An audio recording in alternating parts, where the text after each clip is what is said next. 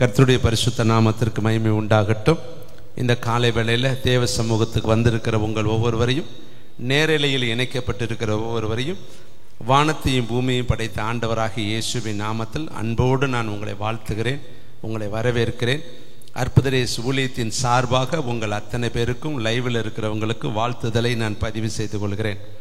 இந்த காலை தியானத்திற்கென்று தேவனால் தெரிந்து கொள்ளப்பட்டிருக்கிற பரிசுத்த வேத பகுதி பரிசுத்த மத்தேயு எழுதின சுவிசேஷம் 6ஆம் அதிகாரம் 33வது வார்த்தை.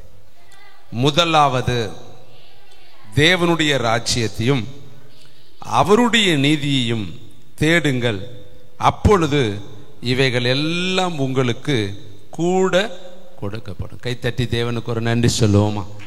இங்கு வேதம் சொல்லுகிறது முதலாவது. அப்போ இரண்டாவதுன்னு ஒன்று இருக்குது, மூன்றாவதுன்னு ஒன்று இருக்குது, 10ஆவதுன்னு ஒன்று இருக்குது, லட்சம்னு ஒன்று இருக்குது, கோடின்னு ஒன்று இருக்குது, மில்லியன்னு ஒன்று இருக்குது. அதெல்லாம் பின்னாடி இருக்குது. ஃபஸ்ட்டு கர்த்தர் என்ன சொல்கிறார்? முதல்ல ஸ்டார்டிங், முதலாவது நீ என்ன செய்யணும்? அப்போ முதலாவது செய்ய வேண்டிய ஒரு காரியத்தை கர்த்தர் இன்றைக்கு நம்மளோட கற்றுக் கொடுக்குறார். முதல்ல ஒரு மனிதன் என்ன செய்யணும்? முதல்ல ஒரு குடும்பம் என்ன செய்யணும்? முதல்ல ஒரு ஊழியம் என்ன செய்யணும்? முதல்ல ஒரு வாழ்க்கையின் ஆரம்பத்தில் நம்ம முதல்ல செய்ய வேண்டிய வேலை என்ன என்பதை இன்றைக்கு கர்த்தர் தெளிவாய் நம்மோடு பேசும்படி அவர் நம் நடுவில் கடந்து வந்திருக்கிறார். அவருடைய வார்த்தைக்கு நாம் செவி சாய்ப்போம். முதலாவது என்ன என்பதை கர்த்தர் நமக்கு கற்றுக் கொடுப்பார். கர்த்தருக்கு மகிமை உண்டாகட்டும். இங்கு பாருங்களேன், வேதம் சொல்லுது முதலாவது தேவனுடைய ராஜ்யத்தையும் அவருடைய நீதியையும் தேடுங்கள். அப்போ முதல்ல எதை தேடணும்? தேவனுடைய ராஜ்யத்தை தேடணும். இப்போ இன்னைக்கு நம்ம எதை தேடுகிறோம் என்கிறா வேற எதை தான் தேடிக்கொண்டு இருக்கிறோம். நம்ம தேடுறதெல்லாம் நிறைய காரியம். ஒருத்தன் கழுதையை தேடிக்கொண்டே போனேன். வேதத்தில் நிறைய பேர் நிறைய காரியத்தை தேடிட்டு போனாங்க. ஆனால் கர்த்தர் இன்றைக்கு நமக்கு சொல்றாரு, முதல்ல நீ எதை தேடணும்னா தேவனுடைய ராஜ்யத்தை தேடணும். அது எங்கே இருக்குது? அதை எப்படி தேடுறது? எப்படி அதை கண்டுபிடிக்க முடியும்? இத்தனை கேள்வி இதில் அடங்கி இருக்கு. தேவனுடைய ராஜ்யம் எங்கேயாவது ஒரு குறிப்பிட்ட இடத்துல இருக்குன்னா போயிட்டு வாங்கிட்டு வந்துடலாம். அது எங்கே இருக்கிறது என்று வேதம் நமக்கு அழகாய் சொல்லுகிறது. எப்படி அதை தேடணும், எப்படி அதை கண்டுபிடிக்கணும், அது எங்கே இருக்கிறது, எல்லாவற்றையும் கர்த்தர் நமக்கு கற்றுக் கொடுக்கக்கூடிய வல்லமையுள்ளவராக இருக்கிறாரு. பாருங்களேன், வேதத்தை வாசிக்கலாம். தேவனுடைய ராஜ்யத்தை குறித்து சில பகுதிகளை நான் உங்களுக்கு காண்பிக்க விரும்புகிறேன். 1 கொரிந்தியர் 6ஆம் அதிகாரம் 9வது வசனம். தேவனுடைய ராஜ்யம் முதல்ல என்னன்னு நீங்கள் தெரிஞ்சுக்கணும். அதுக்கடுத்து தான் அதை நம்ம தேடுவதையும் அதை கண்டுபிடிப்பதையும் நம்முடைய இருதயத்துக்குள்ள அந்த காரியங்கள் எல்லாம் கர்த்தர் கிரியை செய்வார். 6ஆம் அதிகாரம் 9வது வசனத்தை வாசிக்கலாம். அநியாயக்காரர் தேவனுடைய ராஜ்யத்தை சுதந்தரிப்பதில்லை என்று அறியீர்களா? அப்ப தேவனுடைய ராஜ்யத்துக்குள்ள முதல்ல யாரு போக முடியாதுன்னா அநியாயக்காரர், அக்கிரமக்காரர்.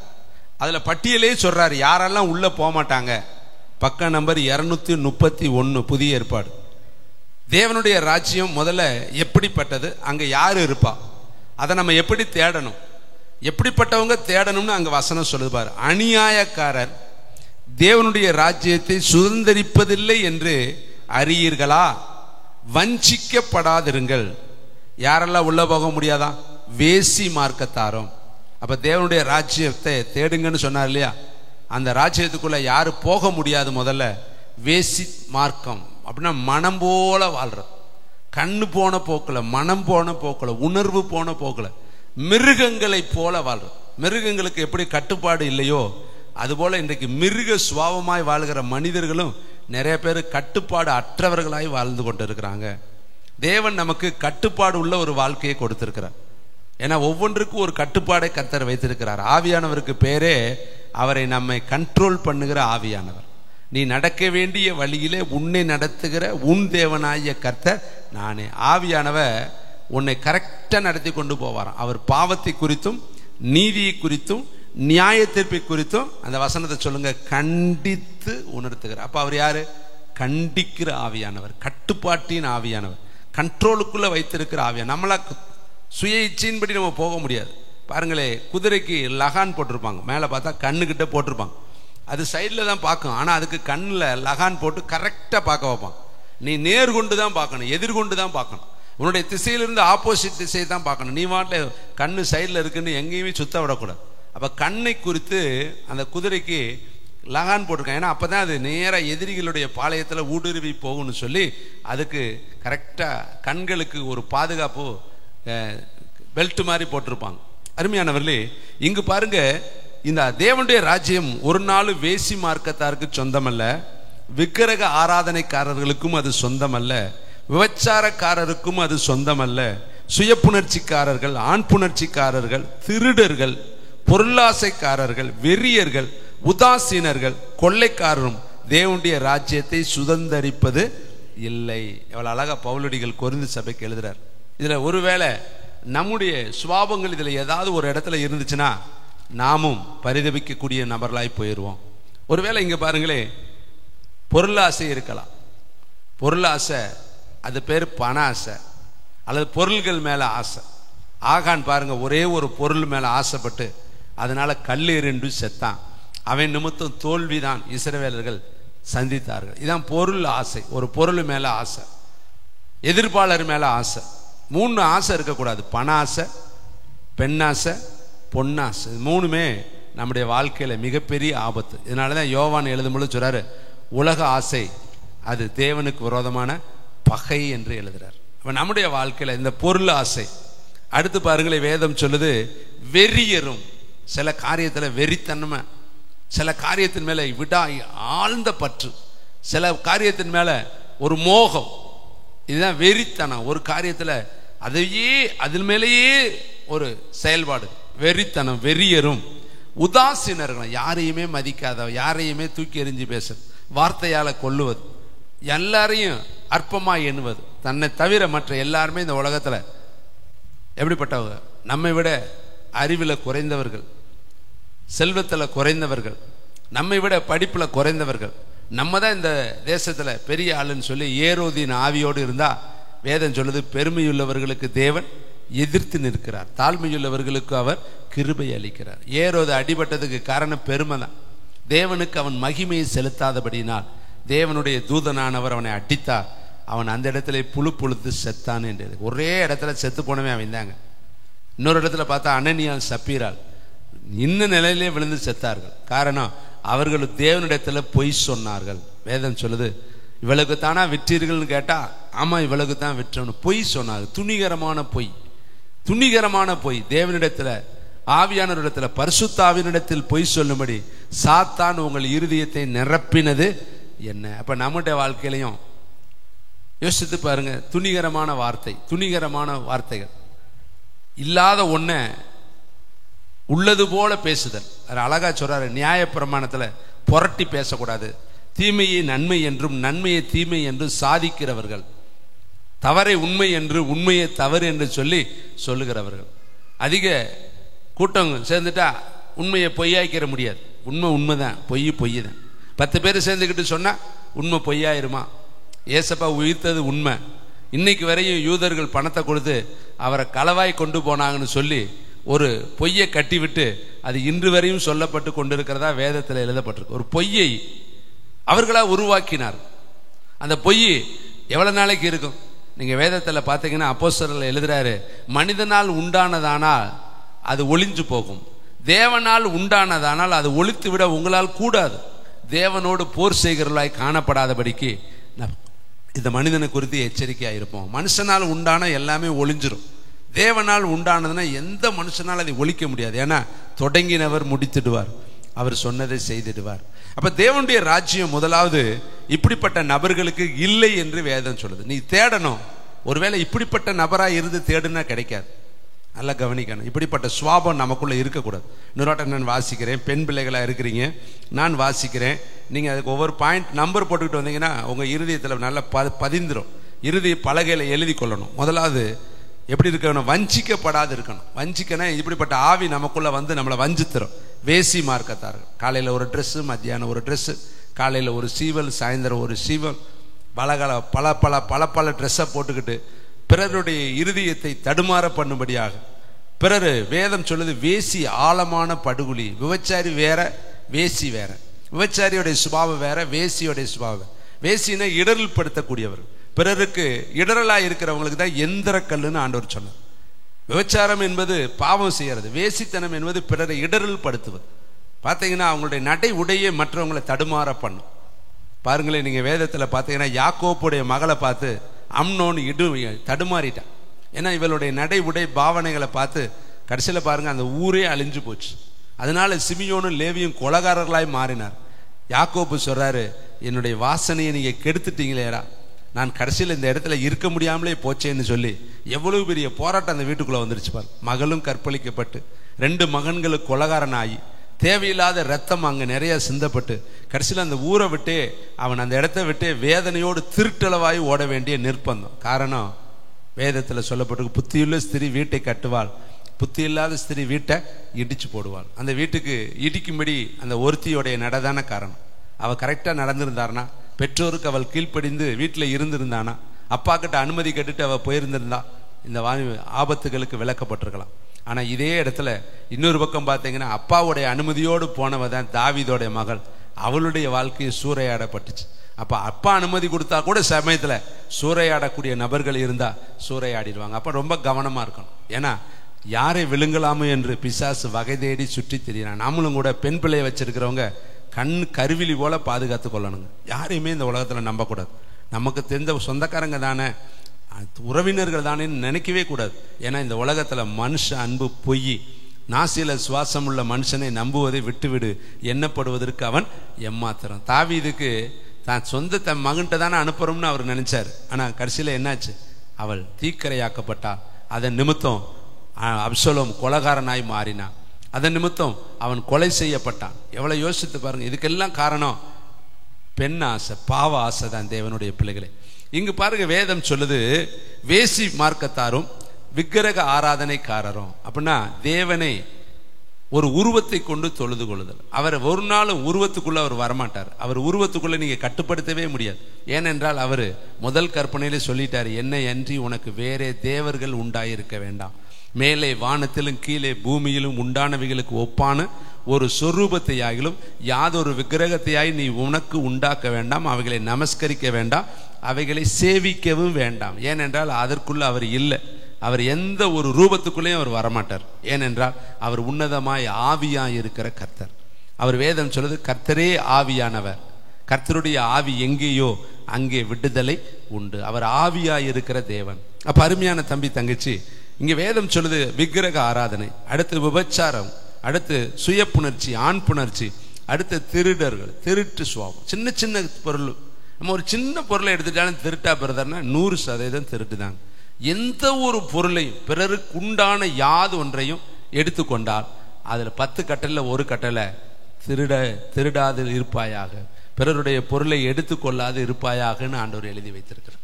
அப்ப நம்முடைய வாழ்க்கையில யோசித்து பாருங்க, சின்ன சின்ன பொருள் தானே, இதெல்லாமா கர்த்தர் கணக்கு பார்ப்பாருன்னா நிச்சயமா கர்த்தருடைய கண்கள் பூமி எங்கும் உலாவுகிறது. யாருடைய பொருளையும் நம்ம தொடக்கூடாது. ஏனென்றால் நம்முடைய கை சுத்தமா இருக்கணும். இப்படிப்பட்டவர்கள் இந்த திருட்டு சுபாவம் உள்ளவர்கள். சில பேருக்கு அது ஒரு விளையாட்டுத்தனமா இருக்கும், விளையாட்டுத்தனமா எடுப்பாங்க. இதெல்லாம் ஒரு குற்றம் கிடையாது. ஒரு கடைக்கு போனா ஒன்று எடுத்து சாப்பிட்டுருவாங்க, கடைக்காரங்க அங்கிட்டு திரும்பிக்கிட்டு இருப்பேன், டக்குன்னு எடுத்து. இது ஒரு தப்பு இல்லைன்னு நம்ம நினைப்போம். ஆனா தேவனுடைய 7 கண்களும் பார்க்குது.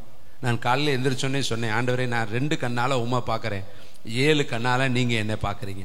அவருக்கு 7 கண்கள் இருக்குதுங்க.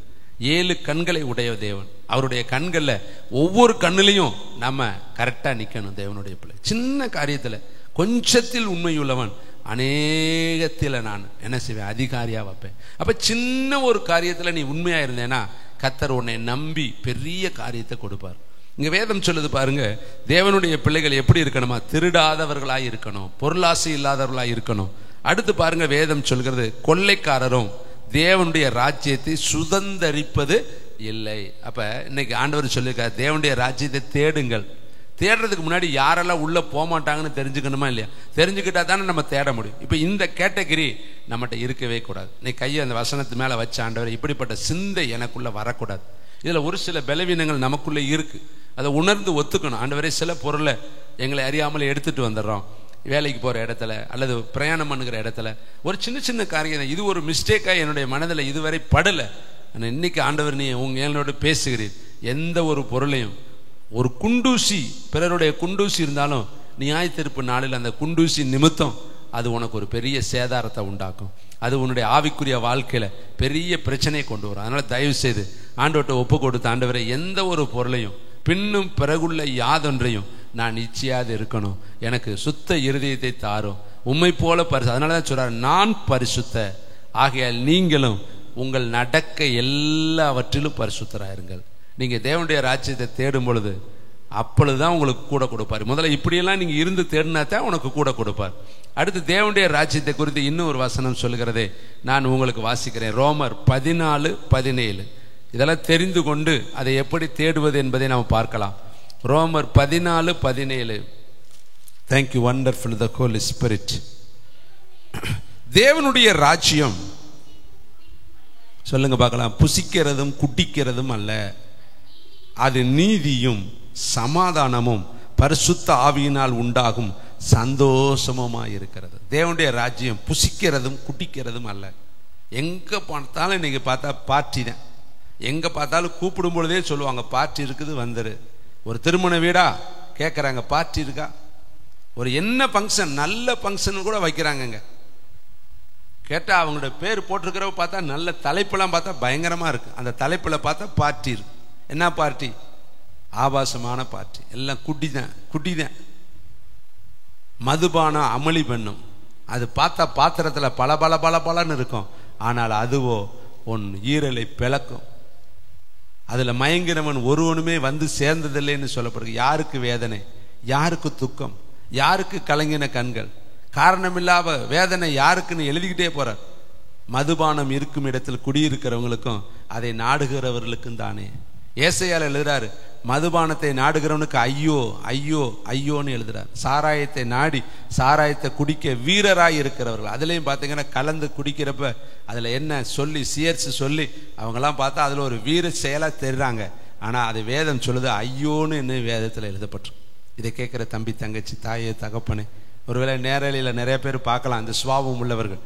தயவுசெய்து இப்படிப்பட்ட கொடூரமான பழக்க வழக்கத்திலிருந்து நீங்க விடுதலையானா தான் தேவனுடைய ராஜ்யத்துக்குள்ள பிரவேசிக்க முடியும். வேதம் சொல்லுது தேவனுடைய ராஜ்யம் புசிப்பும் குடிப்பும் அல்ல, அது எப்படிப்பட்டதா? நீதியும், ரெண்டாவது சமாதானமும், மூணாவது பரிசுத்த ஆவியினால் உண்டாகும் சந்தோஷமா இருக்கிறது. கர்த்தர் இதைத்தான் தேட சொன்னார். நீதியை தேடு, சந்தோஷத்தை தேடு, பரிசுத்த ஆவியானுடைய சமாதானத்தை நீயே தேடு. தேவனுடைய ராஜ்யத்தை தேடுங்கன்னு அந்த வார்த்தையினுடைய அர்த்தம் இதுக்குள்ள அடங்கி இருக்கு பாருங்க. தேவனுடைய ராஜ்யம் எப்படிப்பட்டது? நீதியுள்ள ஆட்சி. தேவனுடைய ராஜ்யம் நீதி உள்ளது. ஒரு நாளும் அங்க அசுத்தம் கிடையாது, ஒரு நாளும் அங்க பாவம் கிடையாது, ஒரு நாளும் அங்க வன்மம் கிடையாது, ஒரு நாளும் அங்க பகை கிடையாது, ஒரு நாளும் அங்க விரோதம் கிடையாது.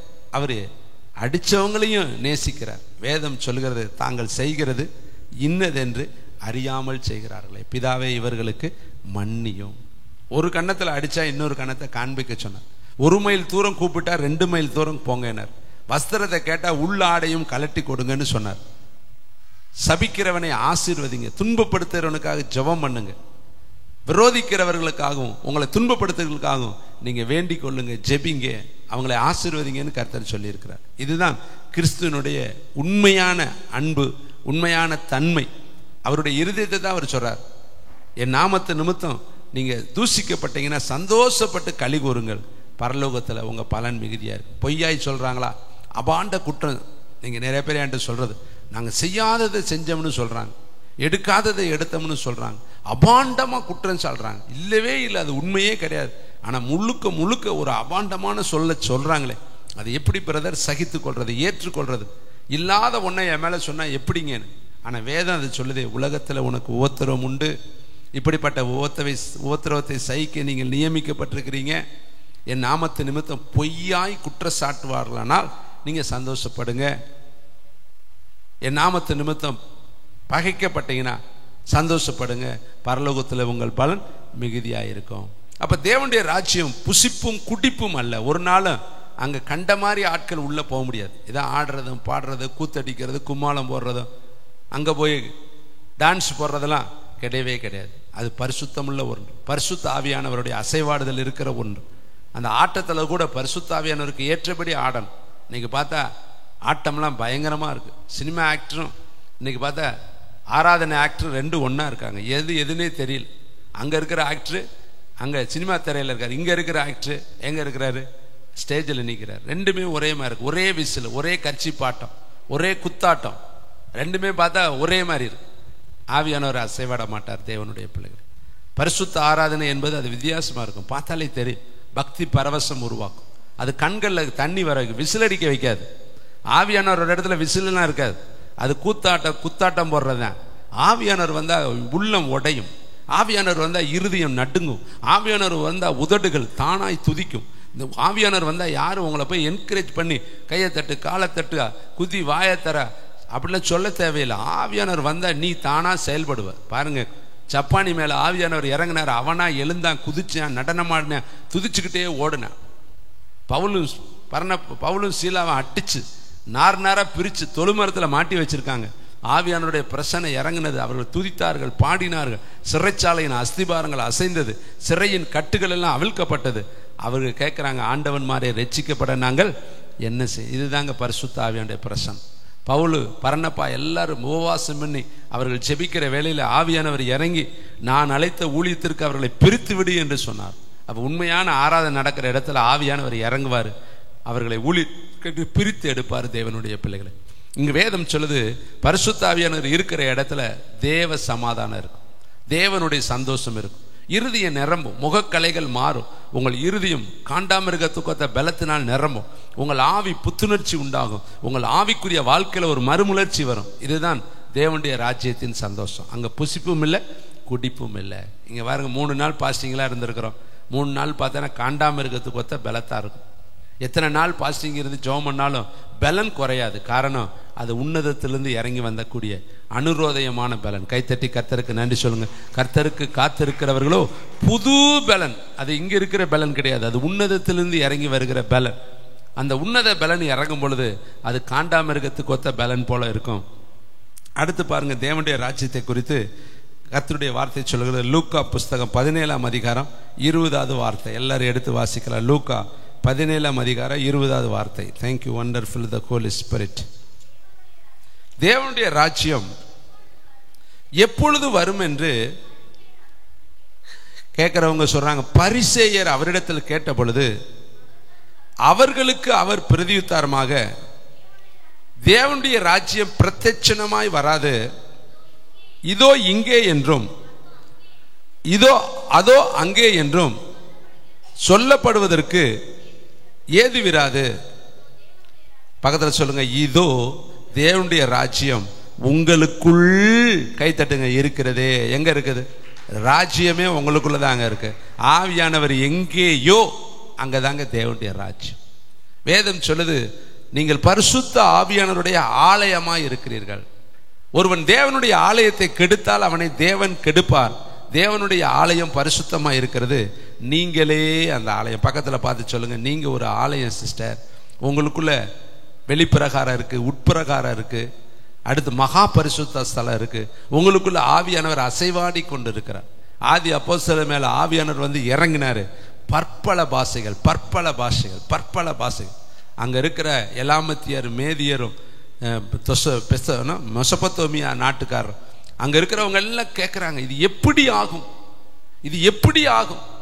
நம்ம நாட்டு பேச இவங்க பேசுறாங்களே, இது எப்படி? பிரமிப்பா இருக்குது. காரணம், ஆவியானவர் வரும் பொழுது எல்லா பாஷைகளையும் அவர் கற்றுக் கொடுக்கிறவர். கைத்தட்டி கர்த்தருக்கு நன்றி சொல்லுங்க. ஒரு முறை ஒரு தேவனுடைய ஊழியக்காரர் வெளிதேசம் ஒன்றுல பிரசங்கியாரா போயிருந்தாராம், இந்திய தேசத்துக்காரர். அங்க போறப்ப அவருக்கு டிரான்ஸ்லேட்டர், மொழி மாற்றி பிரசங்கிக்கிற பிரசங்கியாரை ஏற்பாடு பண்ணி வைத்திருந்தாங்க.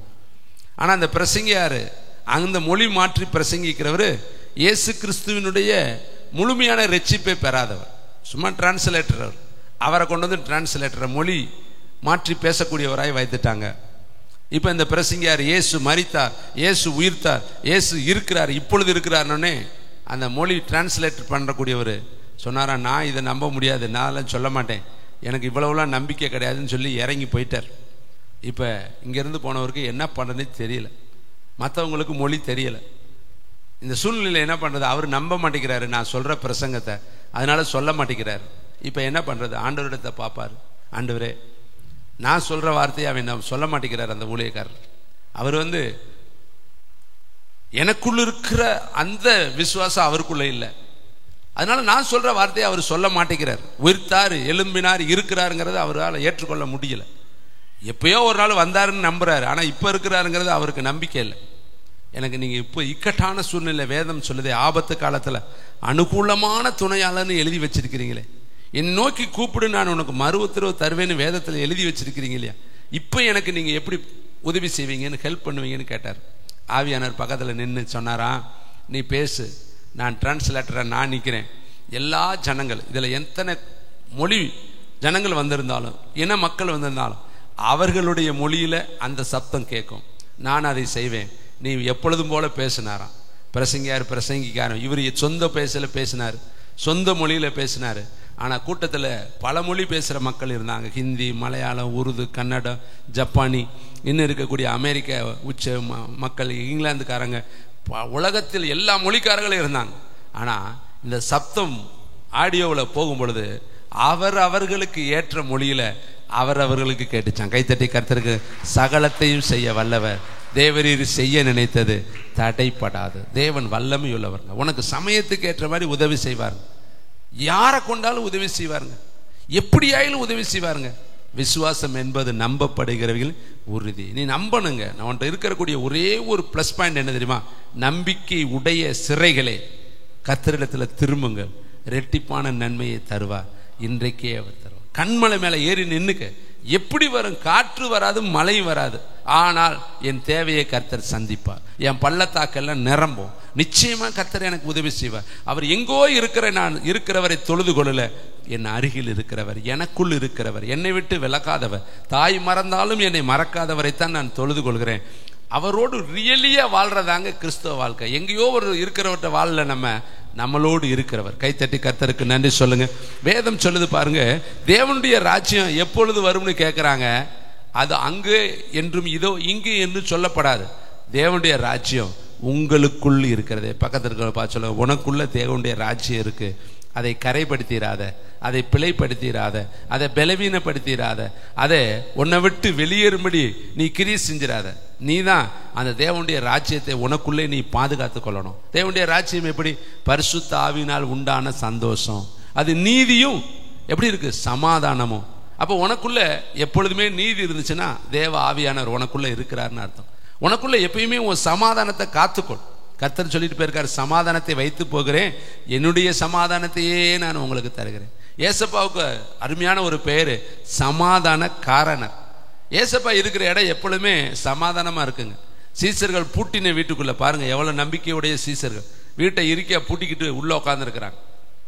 பூட்டின வீட்டுக்குள்ள ஏசப்பா வந்து முதல்ல என்ன சொன்னா தெரியுமா, உங்களுக்கு சமாதானம். கை தட்டுங்க பார்க்கலாம். ஏன்னா பயம், வெளியில வர பயம், பிடிச்சிட்டு போயிடுவாங்க, சிறையில் போட்டுருவாங்க, தூக்குல போட்டுருவாங்க, நம்ம வாழ்க்கை அவ்வளவுதான் சொல்லி பயந்துதான் பூட்டிக்கிட்டு வீட்டுக்குள்ள இருக்கிறாங்க. உள்ள வீட்டுக்குள்ள இருந்தாலும் பூட்டின வீட்டுக்குள்ளேயும் ஏசப்பா வருவார். கைத்தட்டி கர்த்தர், நீ எத்தனை வீட்டை பூட்டிட்டு உட்காந்துருந்தாலும், நீ பாதாளத்திலே படுக்கையை போட்டாலும், அங்கேயும் கர்த்தருடைய கரம் உன்னை தேற்றும். எந்த இடத்துல நீ இருந்தாலும், காற்று புக முடியாத இடத்துலையும் பரிசுத்த ஆவியானவர் புகுந்து உன்னை பாதுகாத்து கொள்ள அவர் வல்லவராக இருக்கிறார். சிங்கக்கவியில கொண்டு போய் தானியேலை போட்டுட்டாங்க.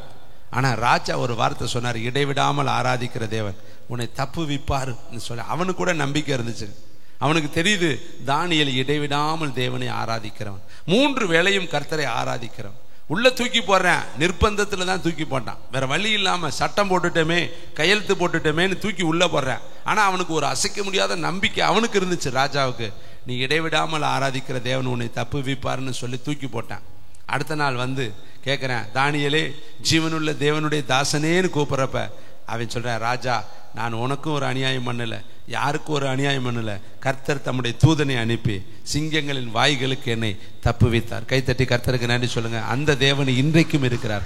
அவர் உனக்குள்ளதான் இருக்கிறார். சொல்லுங்க, எனக்குள்ள தேவனுடைய ராஜ்யம் இருக்கு, எனக்குள்ள பரலோகம் இருக்குது, எனக்குள்ள தேவ பிரசன்னம் இருக்கு, எனக்குள்ள நீதியின் தேவன் இருக்கிறார், எனக்குள்ள சமாதானத்தின் தேவன் இருக்கிறாரு, எனக்குள்ள பரிசுத்த ஆவியானவர் இருக்கிறார். இதை விசுவாசிக்க முடியுதா உங்களால? நீ தனிமையானவன் அல்ல. சீசர்களை பார்த்து சொன்னார், நான் உங்களை திக்கற்றவர்களாய் விட்டேன், உங்களிடத்துல நான் மறுபடியும் வருவேன். வேதம் முழுசு பாருங்க, உலகத்தின் கடைசி பரியந்தமும் முடிவு பரியந்தமும் நான் உங்களோடு கூட இருப்பேன். எரேமியாவை பார்த்து கர்த்தர் சொன்னாரு, நான் உன்னை காக்கும்படிக்கு நான் உன்னோடு இருப்பேன். யோசுவாவை பார்த்து சொல்றாரு, மோசையோடு இருந்தது போல நான் உன்னோடு கூட இருப்பேன். பவுலை பார்த்து கர்த்தர் சொல்றாரு, பவுலை பயப்படாமல் பேசு, உன்னை காக்கும்படி உன்னோடு கூட நான் இருக்கிறேன். இங்கே யாரும் உன் மேலே கை போட மாட்டாங்க, ஒரு மனுஷனும் உன் மேலே கை போட முடியாது. உன்னோடு கூட நான் இருக்கிறேன். கைத்தட்டி கர்த்தருக்கு. எத்தனை இடத்துல ஆண்டவர் சொல்றார் பார், பயப்படாத பயப்படாத பயப்படாத. இன்னைக்கு பயந்து போய் வந்திருக்கிறியா, பயப்படாத சொல்லு. ஒரு முடி கூட தேவ சித்தம் இல்லாமல் என் தலையிலிருந்து விழுகாது. கைத்தட்டி கர்த்தருக்கு. எந்த மனுஷன் சொன்னாலும், எத்தனை பேர் சொன்னாலும் நீ சொல்லணும், நான் பயப்பட மாட்டேன். எனக்குள்ளே தேவ சமாதானம் இருக்கு, எனக்குள்ள தேவனுடைய ஆளுகை இருக்கு, எனக்குள்ள தேவனுடைய வழிநடத்தல் இருக்குது. கர்த்தர் என்னை முன்குறிச்சிருக்கிறாரு, அவர் சொன்னதுதான் என் வாழ்க்கையில நடக்கும். இதெல்லாம் இடையில வரக்கூடிய கப்பல் எப்படி சேக்காச்சோ அது மாதிரி தாங்க. காற்று வீசட்டும், கடல் பொங்கட்டும், எத்தனை கொதி வரட்டும், ஆனாலும் என்னை ஆட்கொண்டவரும் நான் சேவிக்கிறவருமான தேவன் இன்று இரவு வருவாரு, உன்னை பார்த்து சொல்லுவாரு பயப்படாதே. ஒரே வார்த்தை தான் சொல்லுவார். இந்த வேதத்துல அதிகமா எழுதப்பட்ட ஒரு வார்த்தை என்ன தெரியுமா? பயப்படாதே பயப்படாதே பயப்படாதே. தினந்தோறும் காலையில் எந்திரிச்சு ஏசப்பாவை கேட்டா என்ன சொல்லுவார் தெரியுமா? பயப்படாத. பிள்ளைகளை ஸ்கூலுக்கு அனுப்புற தாய் என்ன சொல்லி அனுப்புவாங்க? பயந்துகிட்டே போடா, பயந்துகிட்டே படிடானா சொல்லுவாங்க. என்ன சொல்லுவாங்க? பயப்படாதப்பா, நான் இருக்கிறேன், அம்மா இருக்கேன் இல்லையா, அப்பா இருக்கேன் இல்லையா, நீ தைரியமா போ, நான் வந்து உங்க வீட்டில் வாத்தியார பேசிக்கிறேன், நீ தைரியமா போ, அப்படிதான் சொல்லுவாங்க. எந்த தாய் தகப்பனும் தன் பிள்ளையை பயன்படுத்த மாட்டாங்க. மற்றவங்க கூட பயன்படுத்தினா சொல்லுவாங்க பிள்ளை பயந்துருவேன், பிள்ளை சொல்லாதீங்க. அதுதாங்க பெத்தவங்களுடைய உணர்வு. பெத்தவங்களுக்கு அந்த உணர்வு இருக்குன்னா, ஏசப்பா உனக்காக ஜீவன் கொடுத்தவர் உன்னை பயன்படுத்துவாரா? பயப்படுற வார்த்தை வந்தா அழகா சொன்னார் பாரு. ஜெபாலய தலைவனை பார்த்து கர்த்தர் சொன்ன ஒரு வார்த்தை, பயப்படாது. அவனே ஜெப ஆலயத்துக்கு தலைவன், அவனே மற்றவங்களுக்கு பிரசங்கம் பண்றவன். ஆனா அவனுக்கு வந்த செய்தி எப்படிப்பட்ட செய்தி தெரியுமா? பயமூட்டும்படியான செய்தி. வந்து சொல்றாங்க வேலையாட்கள் வந்து, அவரை ஏன் வருத்தப்படுத்துகிறேன்? உன் பிள்ளை மரித்து போனால் போதகரை வருத்தப்படுத்தாது. இந்த செய்தி உண்மையிலேயே எப்பேற்பட்டவங்களையும் இடி போல தாக்கும். சொல்லப்பட்ட வார்த்தை வருத்தப்படுத்தாத, உன் பிள்ளை மரித்து போனால். ஆனா அடுத்த நிமிஷம் ஏசப்பா பார்த்தாரு. ஒரு நிமிஷம் அவனை பார்த்து சொல்றாரு, ஜெபாலயத்தை பயப்படாதே, கை தட்டுங்க, விசுவாசம் உள்ளவனாகவே இரு. இன்னைக்கு உங்களுக்கு எப்படி செய்தி வந்திருக்கு? யார் செய்தி உங்களை பயமுடுத்த? எந்த சூழ்நிலையிலும் கர்த்தர் நம்மளை பார்த்து சொல்றாரு, பயப்படாதே பயப்படாதே பயப்படாது. யார் என்ன சொன்னாலும் பயப்படாது. ஏனென்றால் அவர் பயத்தை ஜெயித்த தேவன் நம்மளோடு இருக்கிறார். கைத்தட்டி கர்த்தருகிறேன். அதனால மரணமே உன் கூர் எங்கே, பாதாளமே உன் ஜெயம் எங்கே? மரணத்தையும் பாதாளத்தையும் ஜெயித்தவர் இன்று நமக்குள்ளே அவர் வல்லமையுள்ள பராக்கிரமசாலியா இருக்கு. அதனால நீ பயங்கிறது பிசாசு கொண்டு வர்ற ஆயுதம். நல்ல நீங்க வெளிப்படுத்தல பாருங்க, பயப்படுகிறவர்களும் அவிவிசுவாசிகளும் நரகத்தில் பங்கடைவார்கள் எழுதியிருக்கு. பார்த்தீங்களா? பயம் அது சாத்தான் இடத்திலிருந்து வரக்கூடியது. பிசாசுடைய முதல் வேலை எழுதுமோ உன்னை பயப்படுத்தும். நீ பயத்துக்கு இடம் கொடுத்தேன்னா அடுத்து உன்னை பிடிச்சுக்கும். அதுக்கு தெரியும் இவங்க பயந்துட்டாங்க, இவங்களுக்குள்ள பய உணர்வு வந்துருச்சு, ஈஸியாக இவங்களை நம்ம அட்டாக் பண்ணிடலான்னு அது பயமுறுத்தி தான் ஆளை பிடிக்கும். அதனால் நீங்கள் பயப்படாதீங்க, தைரியமாக நின்னீங்கன்னா உங்களை அதால் ஒன்றுமே செய்ய முடியாது. ஏனென்றா பயப்படுகிறவன் நான் அல்ல, பயப்படாத தேவன் என்னோடு கூட இருக்கிறார். என் இருதயத்துக்குள்ள அவர் எப்படி இருக்கிறாரு? தேவனுடைய ராஜ்யமே எனக்குள்ளதான் இருக்கு, இயேசுவே எனக்குள்ளதான் இருக்கிறார். அவர் எனக்குள்ள இருக்கிறவரை எனக்கு என்ன கவலை? ஒரு பெரிய தேசத்தினுடைய மருத்துவர் உங்கள் வீட்டில் இருக்கிறாருன்னா நீங்கள் ஏதோ சின்ன மண்டை வலிக்கெல்லாம் பயப்படுவீங்களா? கழுத்து வலிக்கெல்லாம் பயப்படுவீங்களா? பெரிய மருத்துவரே வீட்டில் இருக்கிறாரு. கர்த்தர் சொல்றாரு, நானே உன் பரிகாரியாகிய கர்த்தர். உங்களை பார்த்து தான் கேட்குறாரு. பக்கத்தில் சொல்லுங்க, சிஸ்டர், தேவனால் கூடாத காரியம் சொல்லுங்க இந்த உலகத்தில் உங்கள் வீட்டில் எங்கள் வீட்டில் நம்ம வீட்டில் அங்கே பேசுங்க. ஒருத்தருக்கு ஒன்றுமே கிடையாது.